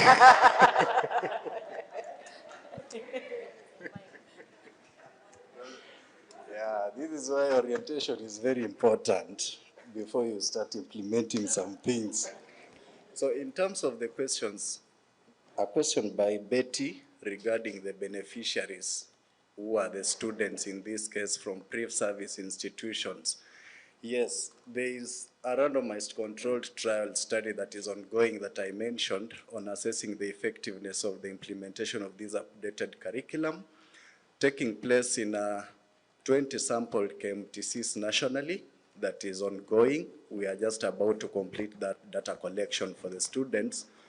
And in this data collection, we are looking at both the quantitative aspects and also the qualitative aspects, getting to hear specifically from the students what they've been able to learn and what are some of the things they are looking forward to seeing changes such that the subsequent cohorts then can benefit even much better. Thank you so much. All right, Pamela, thank you. So I think we needed more numbers on, yeah, numbers. I'm in the same category, like Yeah. Duncan, with the microphone. So you gave gadgets, but you didn't explain what's, all right. Okay, so I'll try to respond to the question that was asked on MPDSR. I think my colleague from,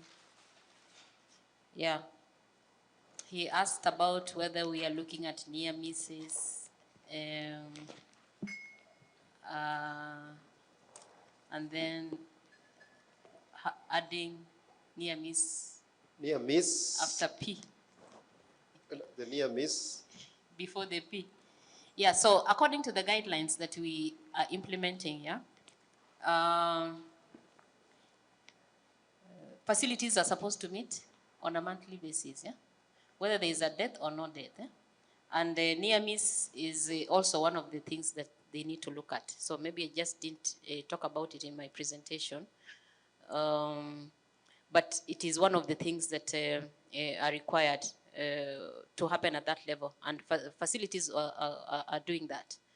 And some of them can attest to some of the near misses that they have reviewed. So it's something that is ongoing, but adding it into the abbreviation, I'm not sure that is subject to discussion, especially when as the Minister of Health plans to review the guidelines that they have. The other question that I had was about MPDSR and pre-service training, whether that has been incorporated. Was that the question? Yes. Yeah. From Duncan's presentation, what the focus has been is on EMOC. I think he can respond to that more better in terms of what you've actually so that I don't give misinformation, yeah? What they have actually implemented and included in the curriculum. Maybe you can talk about that, Duncan. Thanks. I'll speak on it, although my colleague Lydia will have spoken much better on that. There is a current feasibility study that will be launched looking at the inclusion of MPDSR in the pre-service curriculum. And this is something that will be looked at the university level and also the mid-level training colleges. So it is work in the pipeline, and we hope. Currently, the studies, we are just getting it's still under the ethic reviews and approvals, and we hope that by the end of April, we shall have received all the approvals and be able to have these studies within the institution so that we get the feedback from the teachers on how this can be well done within the pre-service. Thank you. Yeah, so I think there was another question on the P. How come we've been silent on the P? We've mentioned the P. We didn't do a confidential inquiry into perinatal deaths. That one we have not done. It was not within the scope of this project. So it was not covered, the P was not covered. But there are discussions around how to improve the P. And that is why when we did the national MPDSR report, yeah, the report that was for looking at data for 1 year on maternal and perinatal death reviews, we had a separate chapter. There's a separate chapter in that report on perinatal death audits. And that is where I got the 2 slides that I shared on the status of perinatal death audits. But I think what is happening on the P, there are discussions between the Department of Reproductive Health, Division of Reproductive Health, and also Division of Child Health on how to strengthen this P. So I think this would be better addressed by my colleagues from the Ministry of Health so that they can just inform us how far they are with regards to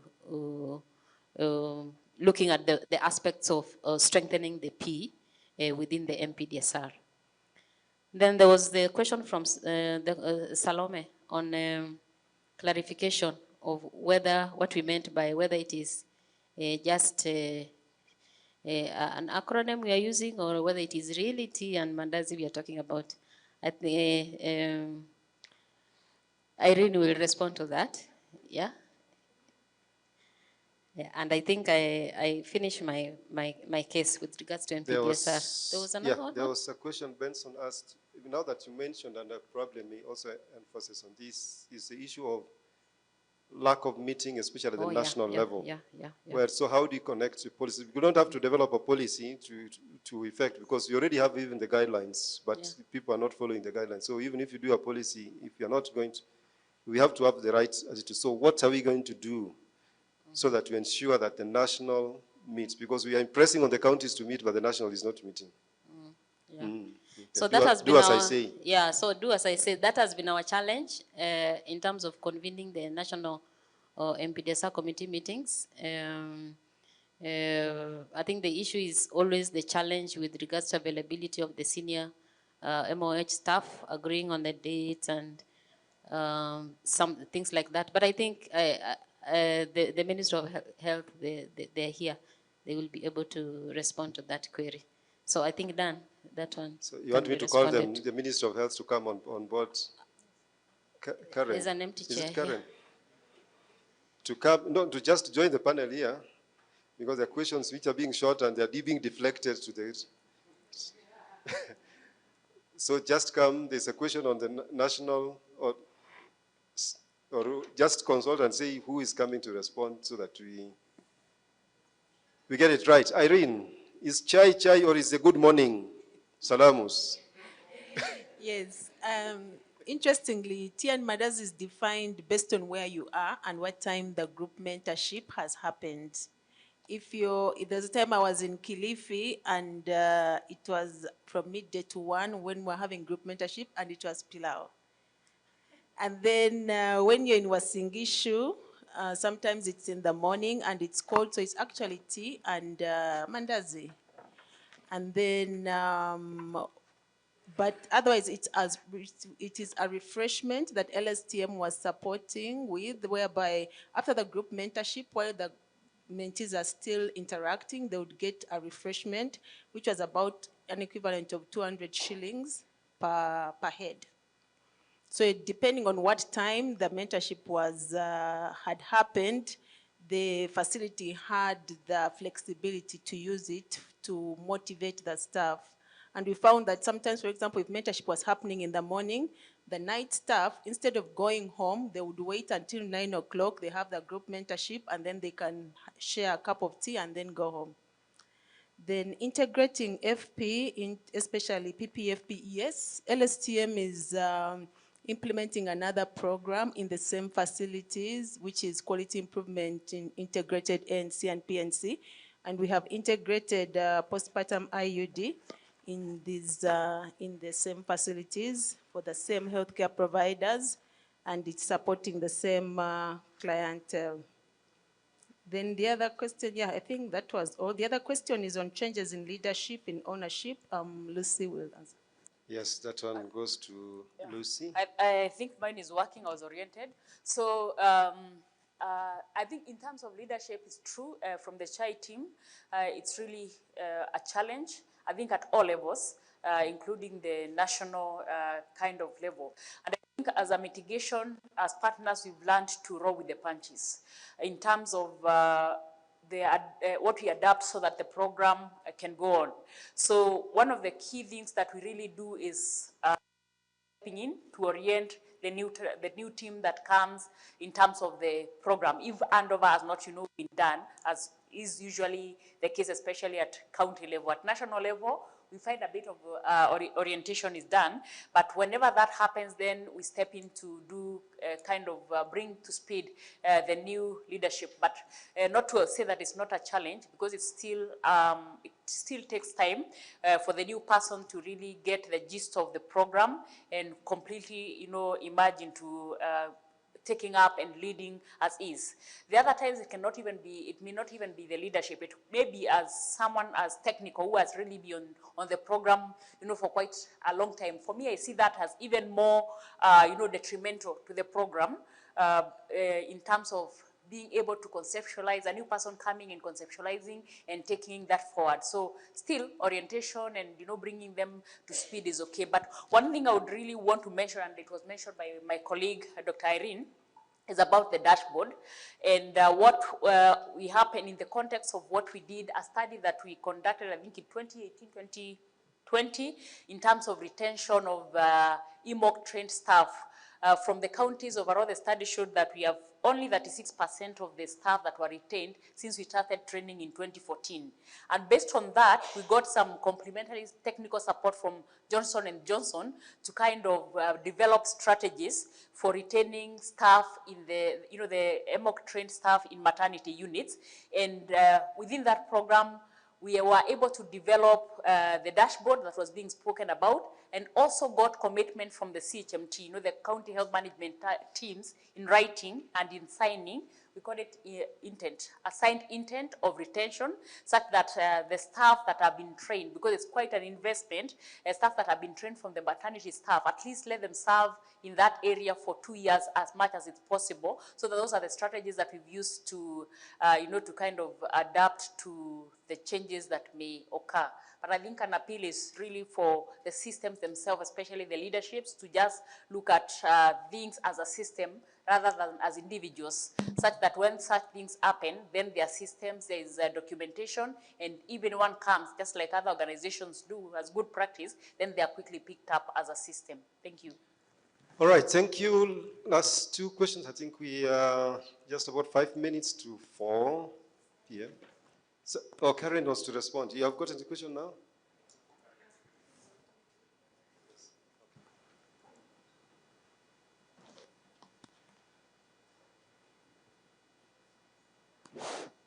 Hello, I think the response for the ministry is only 2 questions. Someone asked about why P is silent. P is not silent, it's just that we need to strengthen it at the national level. What I know that we are working together with Division of Child Health to be able to review the MPDSR packages and strengthen the aspect of P. And then also we are doing technical assistance to the counties.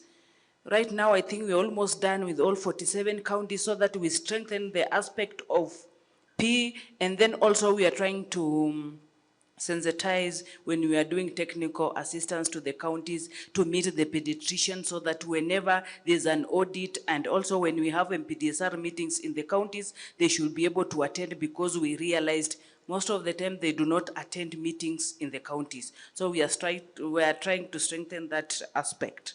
Then another question was about why MPDSR committee at the national level the meetings are erratic.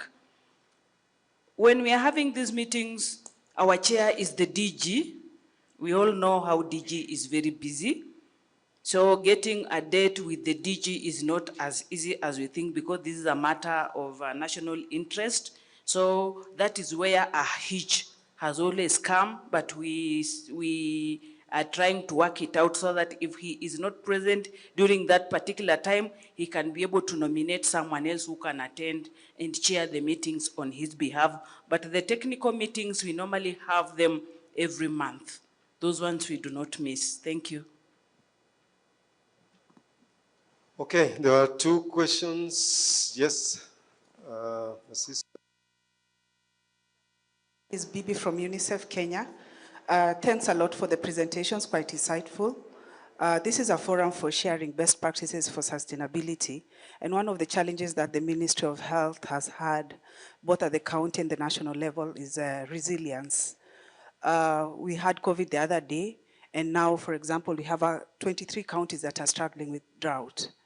From this forum, I would wish to understand how best would you talk about sustainability in the context of drought, where women are not able to access the normal services that they usually accessed, and this has had implication on the quality of life for both women and children in the region.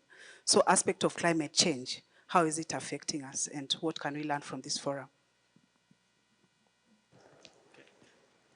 Thank you. Juni, good evening. My name is Francis Nanga. I work at AMREF. I just wanted to ask two questions. One is in relation to the transition period, especially for the pre-service to now in service. I don't know if we have ever checked if there's any guiding policy or anything to guide that period of transition, because we find very newly graduated people coming from internship being posted to a facility, and they are now heading that facility and are supposed to conduct some serious surgeries, and at times without any experienced people nearby. And those are some of the things that at times have seen maternal deaths happening, even perinatal deaths. That period, just that transition, if we have anything we have done during that implementation. And then two is about this MPDSR tracker. The CMD report, as we see, is more retrospective. We look at data 2 years back, and before we get that report, it takes another period before you make any decisions. Quite some time has elapsed. There was this point where we put in those perinatal deaths, maternal deaths are entered into KHIS. I don't know how best that tracker, at your point, Dr. Pamela, if it has been improved to make even annual analysis so that people can be just looking at current available data as we await for the confidential reports that can come later to inform whatever we need to implement. Thank you. Okay, okay, there's a two, the last two. Afternoon or evening. My name is Veronica Musiega. I'm a midwife working in Vihiga County. My concern was mainly on retention of staff because I can see Karen is there, especially for our medical officers who work in maternity. Many times we have maybe trained them or even mentored them, then they really get the skill, then they really support us in being able to prevent the mortalities in labor ward. And maybe after 1 or 2, maybe even less than 1 year, you will find that they are relocated. Some may even go for further learning, some may be deployed elsewhere.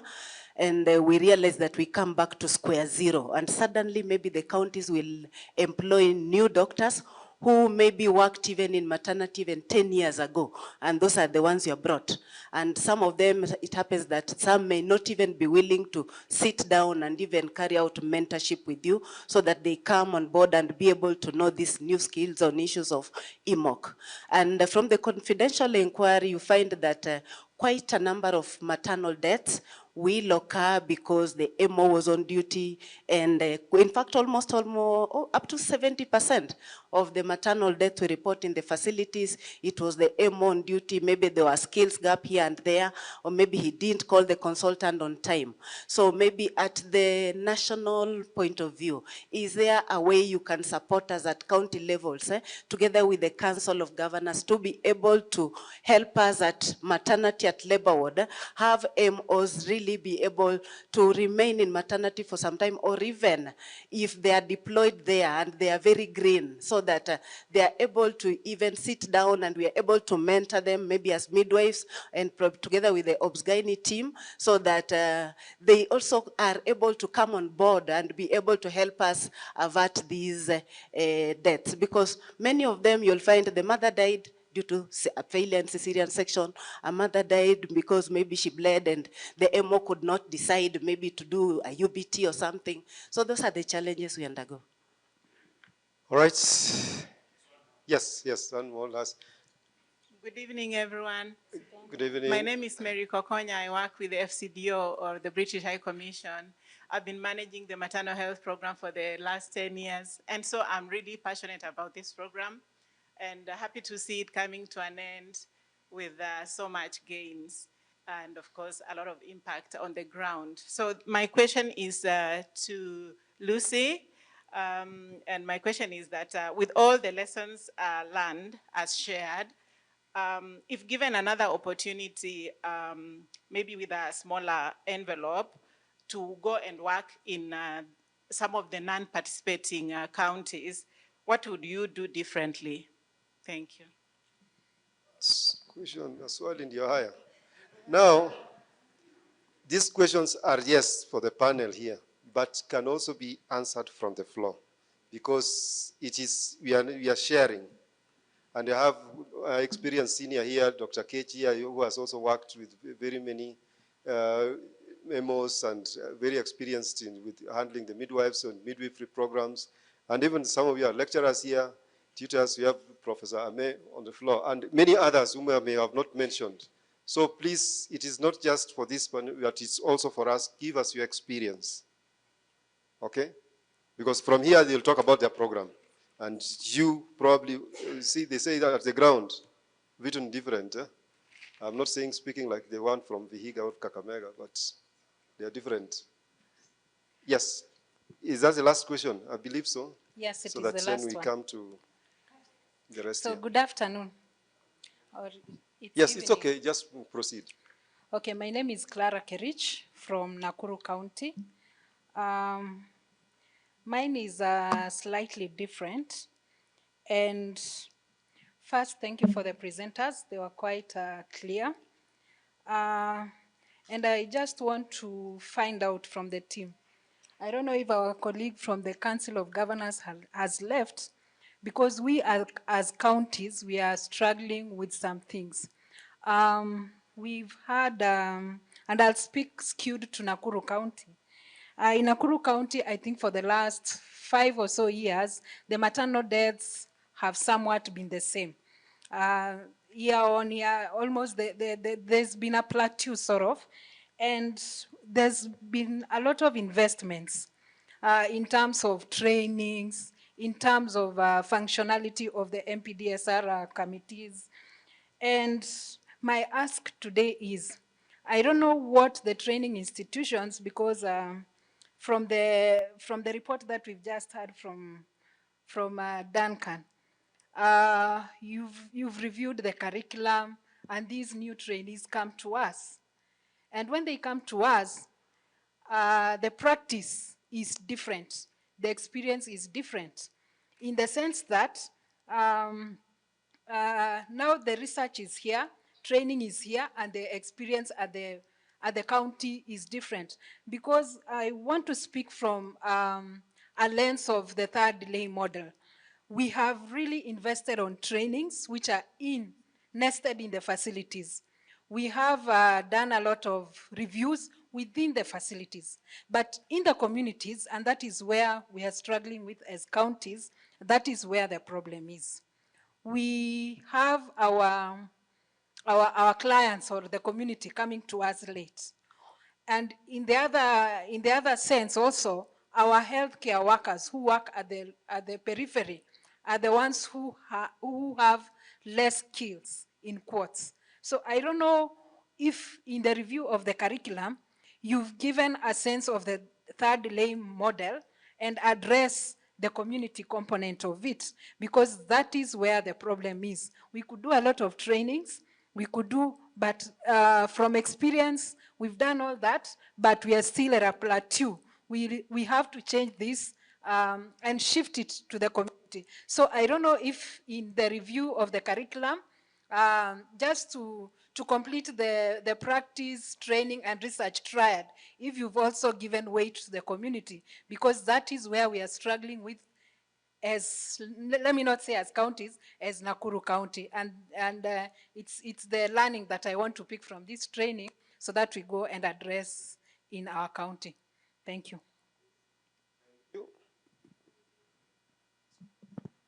Yeah, good evening. Evening. Yeah, my name is Anastasia Kumola from USAID. My question goes to Dr. Pamela on the use of the human resource dashboard.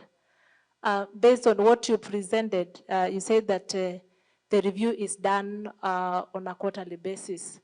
Maybe I would like to hear how are we using this data after analysis to ensure that there is retention. I remember in the presentation, you showed that some of the counties like Garissa, in terms of retention of staff, because even if we are training these staff and we are not retaining them, then when it comes to provision of these quality services is affected. Maybe you can just share how you are using that data after analysis, the so what question after analysis. Thank you. All right, thank you. There's a question here which Prof will have to answer. Professor Ame, climate change. I hope you will not regret giving me the mic. Because I know you're not an evangelist. Not and yet. Neither are you, not yet. And you're not a politician. Yes, but yes. Because I mean, I have a long list of things to say. But climate, okay, look, there are issues about climate change and maternal health, and it is a problem, it's a complex problem, and it's a new field. We have a whole center looking at this in Zimbabwe now. We have not incorporated those issues into our program, unfortunately, but it's something we recognize, and then it's an area that we are going to look into. Let me make a comment about, so a lot of the comments that people have talked about, have to do with retention and deployment. So we just sum it under retention and deployment. So we have sorted out the pre-service training curriculum. They are trained. They have something to do when they come out to update their skills, some intermittent training. We know that if we don't have a critical mass of people in those units, the quality of care will drop. But there's something missing. So we have staff being moved around from time to time. So you can sign an agreement that you only keep them there for 2 years. What if you train 10 people at the same time, keep them for 2 years, and after 2 years you take them away, bring in 10 new people? Back to square one, isn't it? So what is missing is a policy to say anybody who is going to work in maternity, before you deploy them, mandatory, they should go to somewhere. I don't know, University of Nairobi, Ministry of Health, whatever, and do this training and get a certificate before they are deployed there. Then you can be sure at any time the people there have this knowledge and the skills. So that's one way you can sort that out. Garissa has a unique problem in terms of, okay, do people want to go there or not? But can we agree that anybody who goes there has the competency to deal with whatever they meet? And this will also address your issue about the MOs. Some MO comes, or is from somewhere, 10 years, or even a midwife. You know, you cannot have somebody trained in school as a midwife. She's working in orthopedic surgery for 20 years. You send her back to maternity and you say midwife, always a midwife. Even normal delivery, she may not be able to. I'm sorry. So it's completely different. So we need to, what is missing now is a mechanism to make sure that anybody who is going into maternity really is up to date in terms of those skills and all of that, and that will make a huge difference.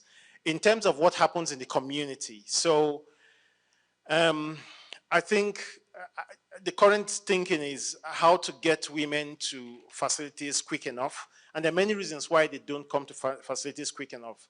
Financial, travel, you know, awareness of danger signs and all of those things.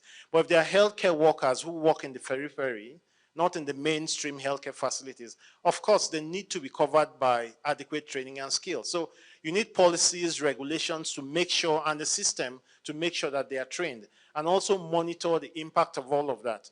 So when you have that stagnation in terms of maternal death, it's all about quality. So yes, we are doing all the training of all the people, but how are we making sure that the quality they are given is up to the standard that we require? Because you are training doesn't mean that they are doing what you have said they should do. You know, how are we doing that? So we need a system to be able to measure that. And of course, I agree with maternal near miss. You cannot, I mean, if you're only reviewing maternal deaths, even reviewing near miss is quite sad, but at least the person is alive. And then you can learn, you know, okay, from that near death, you know, what to improve. And if we make this sort of routine, something that we do, and we have that lens. So MPDSR is not about completing a report to be published somewhere. So there's a difference between maternal death reviews and confidential inquiries. Maternal death reviews, if you do it properly at facility level, you take action immediately relevant to that facility.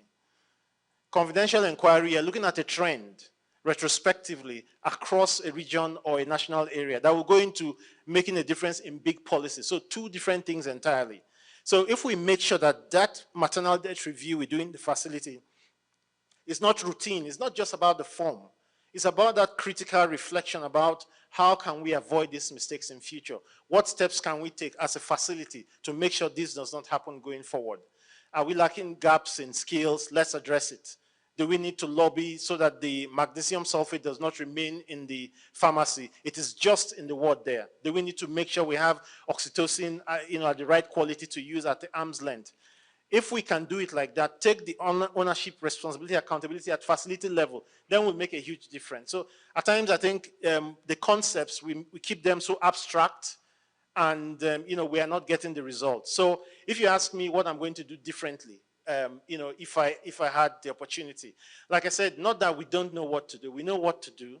We've tried what works in different contexts. We need to bring all of that and then focus on key areas, you know, and, you know, set ourselves very strong targets. You know, we're not measuring process now. We want to measure outcomes. And given enough time, then I think we're going to be able to see the result. We need to carry people along. There's a huge impact in terms of constantly changing leadership. You know, it just takes a lot to keep up with that change and keep everybody happy on the same page. Yes, the other person agreed this is also, this is what we are doing, this is how we are going along to keep them. It's a lot of cajoling and all of that. And then without going to one of the proverbs from Duncan, you know, anyway, I'd stop here. Aina will lead you now. So I think many of the questions have been responded to except the dashboard. HR.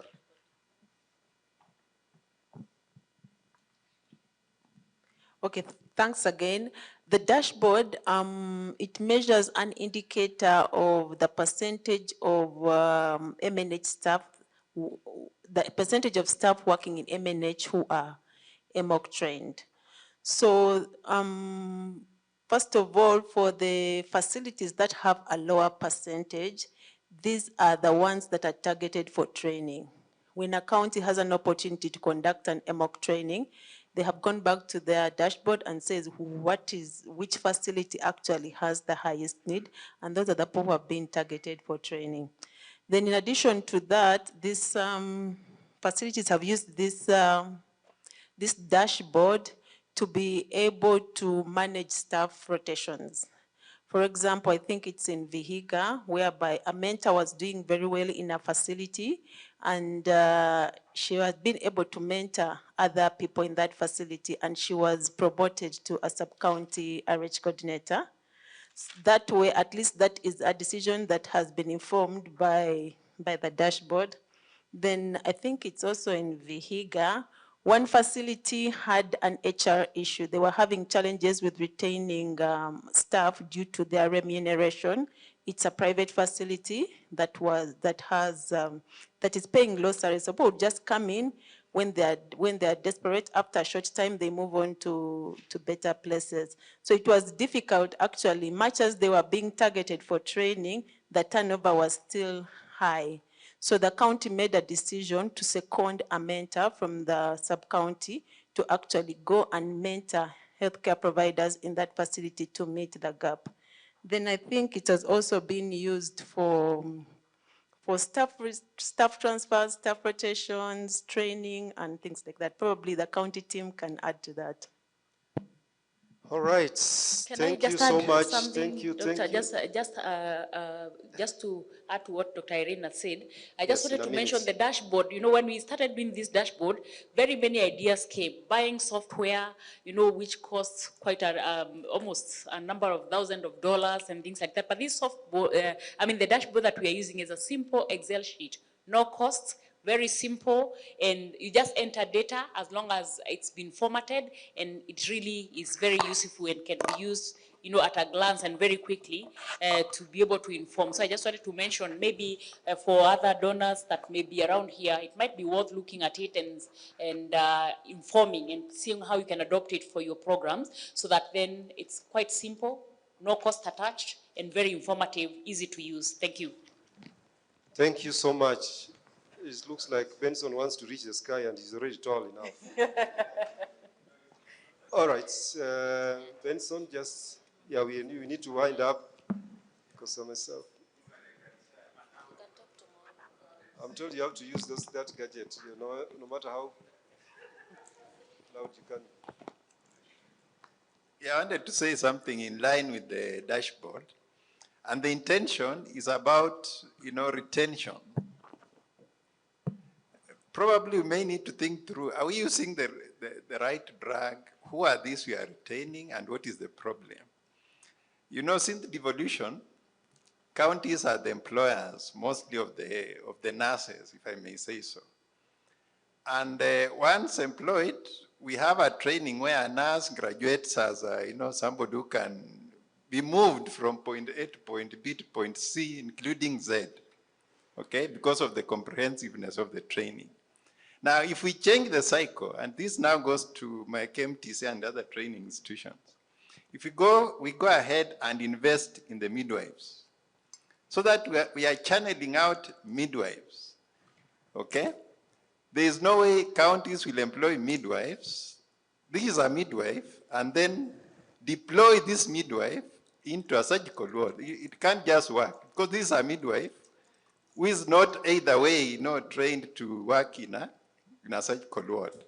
So with that approach, counties will be able to employ midwives who will be able to work in the maternity units, and therefore they can't be moved, and therefore we'll end up with retention. So perhaps the KMTCs, who are major producers for the county consumption, we need to rethink and get into training KRMs. So that the same also to universities. I know you have several who have already started a Bachelor of Science in Midwifery, and then we get into that trunk. We will actually kill the issue of, we're struggling with the retention. Thank you. Thank you. If I'm given that envelope, that is the path I will The envelope, take. the envelope is coming. That envelope. Yes, thanks. Hi, thank you. Hi, I'm Helen Allett from LSTM. Just a couple of points that came up about your perinatal death reviews. and the need for to be multidisciplinary, really. I'm not quite sure how they're done, but the baby's in the uterus for 40 weeks, and we've seen that most babies die in the first 24 hours after birth that are going to die and that are not stillborn already. And so the seeds are sown before the baby's born, either in the antenatal or the intrapartum period or both. And so obstetricians, midwives, and pediatricians really need to work together to do these perinatal death reviews to get to the root cause of what went wrong for that baby. Thank you. And also, I'm sorry, Veronica's had to walk out, but I just wanted to reinforce, and I completely understand the issue Veronica raised about the medical officers. And some of the work that we'll present tomorrow will demonstrate some of the gaps that we found in medical officers' skills when we were doing the advanced surgical obstetric training. And I just wonder if the ministry might think about making these kind of trainings mandatory rather than a choice. I understand that doctors have to do their CPDs and get their certain number of points every year, but they can choose. And it would be, perhaps if a doctor at medical officer level is going to work in maternity, there should be a mandated course that they must do before they can do that. I know Charles alluded to that, but I think, you know, courses like the advanced course could be expanded on and maybe mandated so that no medical officer goes to work unsupported in maternity. And they don't all have wonderful people like Veronica there to support them. So I think there's a real need for that mandating of training at that level. Thank you. Thank you so much for the inputs, Rekala. I almost want to say that the ministry should put a voice on this. No, yes. I just wanted to comment on what Helen is saying. Actually, we are coming up with something that for you to work in maternity, either as a midwife, an MO, or obstetrician, you must be certified to work in maternity and renew your certificate after every 2 years. So that one is in the pipeline coming. For you to be able to see clients in maternity, you must be certified and renew your certificates, mostly in obstetric emergencies. Then we have essential obstetric care that every healthcare provider working maternity is supposed to be trained in. So that one, I think probably we make it mandatory for you to be able to take care of these babies. And then ANC monitoring should be up to date for the nurses or healthcare providers working in antenatal care because of the monitoring, because that is where the problem starts. And then I think about humanitarian crisis for RH. I think during COVID time, the ministry did guidelines for the same to be able to inform the country, and it was disseminated in all counties, and think it is being reviewed to come up with a package for all the stakeholders in a humanitarian crisis. What do we do as a country when we have a crisis? So something is already built, is coming on the way. So I think that is what I can react for now. But tomorrow, I think most of the sessions will have explanations. And then somebody talked about MPDSR tracker. I think I know about KHI's tracker will be presented tomorrow in the sessions for MPDSR. Kindly attend those sessions. Whoever had that question, it will be answered tomorrow. I think that is what I can say. Thank you. Thank you. That means they're eager. Thank you so much, Karen.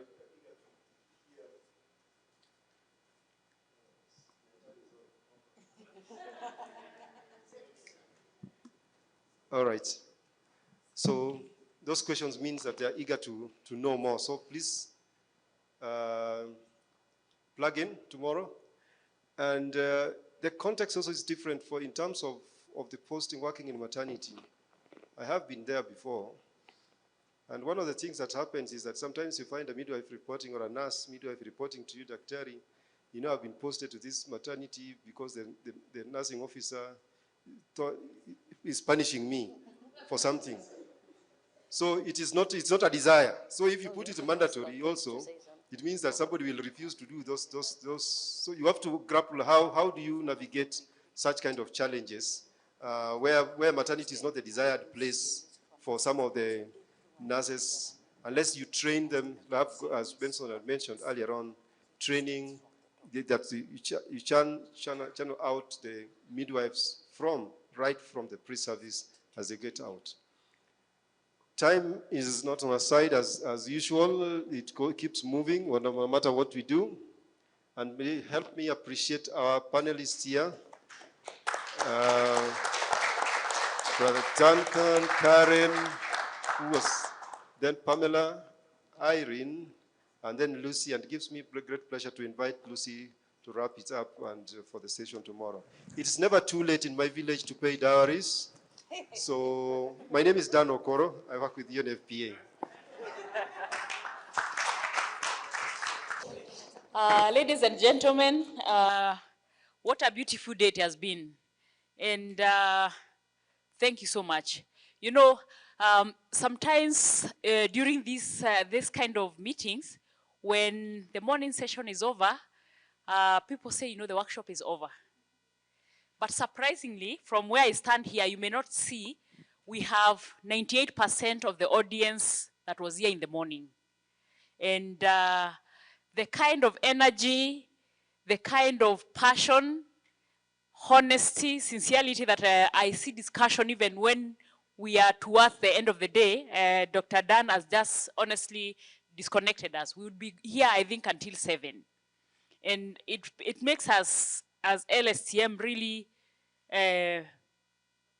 indebted, so to speak, to see that we are not fighting this alone. Because I know our team, the team that we've been working with, they speak, they eat, they drink this. And I'm so happy that we have a brigade out there with the same kind of passion that we have. So without keeping you too long, because I see people still do have an energy, I really would want to thank you very much. First, you know, for honoring our invite, for engaging us, for keeping up until the end of the day, for wanting to continue. But it's not the end. Tomorrow we are here, more energized, I think. And as you've heard from the different speakers, whoever speaks, I think tomorrow is even going to be more interesting, giving us an opportunity to engage in even smaller, you know, parallel sessions where our interests, where our passions are. So please do come in good time so that we have enough time, maybe and even extra, to engage more. More specifically tomorrow, we are going to really engage with evidence of what we have done, real data, but very simplified. So it's not something that we're going to be talking about significant levels. You don't know correlations and things like that. Yes, they may be mentioned in the presentations, but they boil down, you know, to the real issues that we are discussing today, this afternoon. So I would like to thank you all, and I want to mention that just like you've kept up with the afternoon session, we have our dinner, and you are all invited to come to this dinner. It's going to be, I think, even more interesting because this dinner, apart from eating, I don't know whether there will be ugali. Dr. Okoro, let's see, I might make arrangement for you for real food, but I think it's going to be also in line with what we are doing, dissemination of information. We have prepared a podcast that touches on all the aspects, you know, that we have been speaking about. So you will get to just learn a little bit more. Will not take much of your time for the podcast, but it will be great that you can listen in and just learn more and learn how you can go ahead, you know, even after the dinner and going forward, you know, to learn about the lessons learned, the challenges and all aspects this program. So you are really welcome for this dinner. We'll also have some award sessions. Who knows? You see in the morning, it's very, you know, and you know, we are on TV. We may be on TV and we will be on YouTube. Now, if you missed your award, you know, that's an opportunity that you missed to be viewed on TV. So you never know whether your award might be there in the evening. So I'm just enticing you to come. But please do come. We have an award session, and we also look very much forward that you honor our invite for the dinner in the same way. I think the dinner, remind me again, we are starting at 6:30. I think I don't have my program here. Dr. Irene? Yes, we are arriving at 6:30. Come as you wish. No, you know, complexities, dress this, dress that. If you can have, the ladies, I know you are very particular. If you can put on lipstick, lip balm, and just come. If you don't have to travel home, if you're able to change, just come as you are. We'll be happy to host you. So with those few remarks, I wish to thank you again. Thank you very much, and I look forward to more engaging in the week I mean, in the evening and tomorrow. And I would like to request the ministry to close for us with a word of prayer. Then we can disperse and see you in maybe about an hour and a half's time. Karen? Oh yes, it's here. When we come to the reception, we shall be directed. But it's within this premise. The next room, I'm told. Yes. There's something else? Praying, eh? We can pray. Okay, and then after the prayers, we can disperse. Looking forward to seeing you. Alice, thank you. Oh, busy.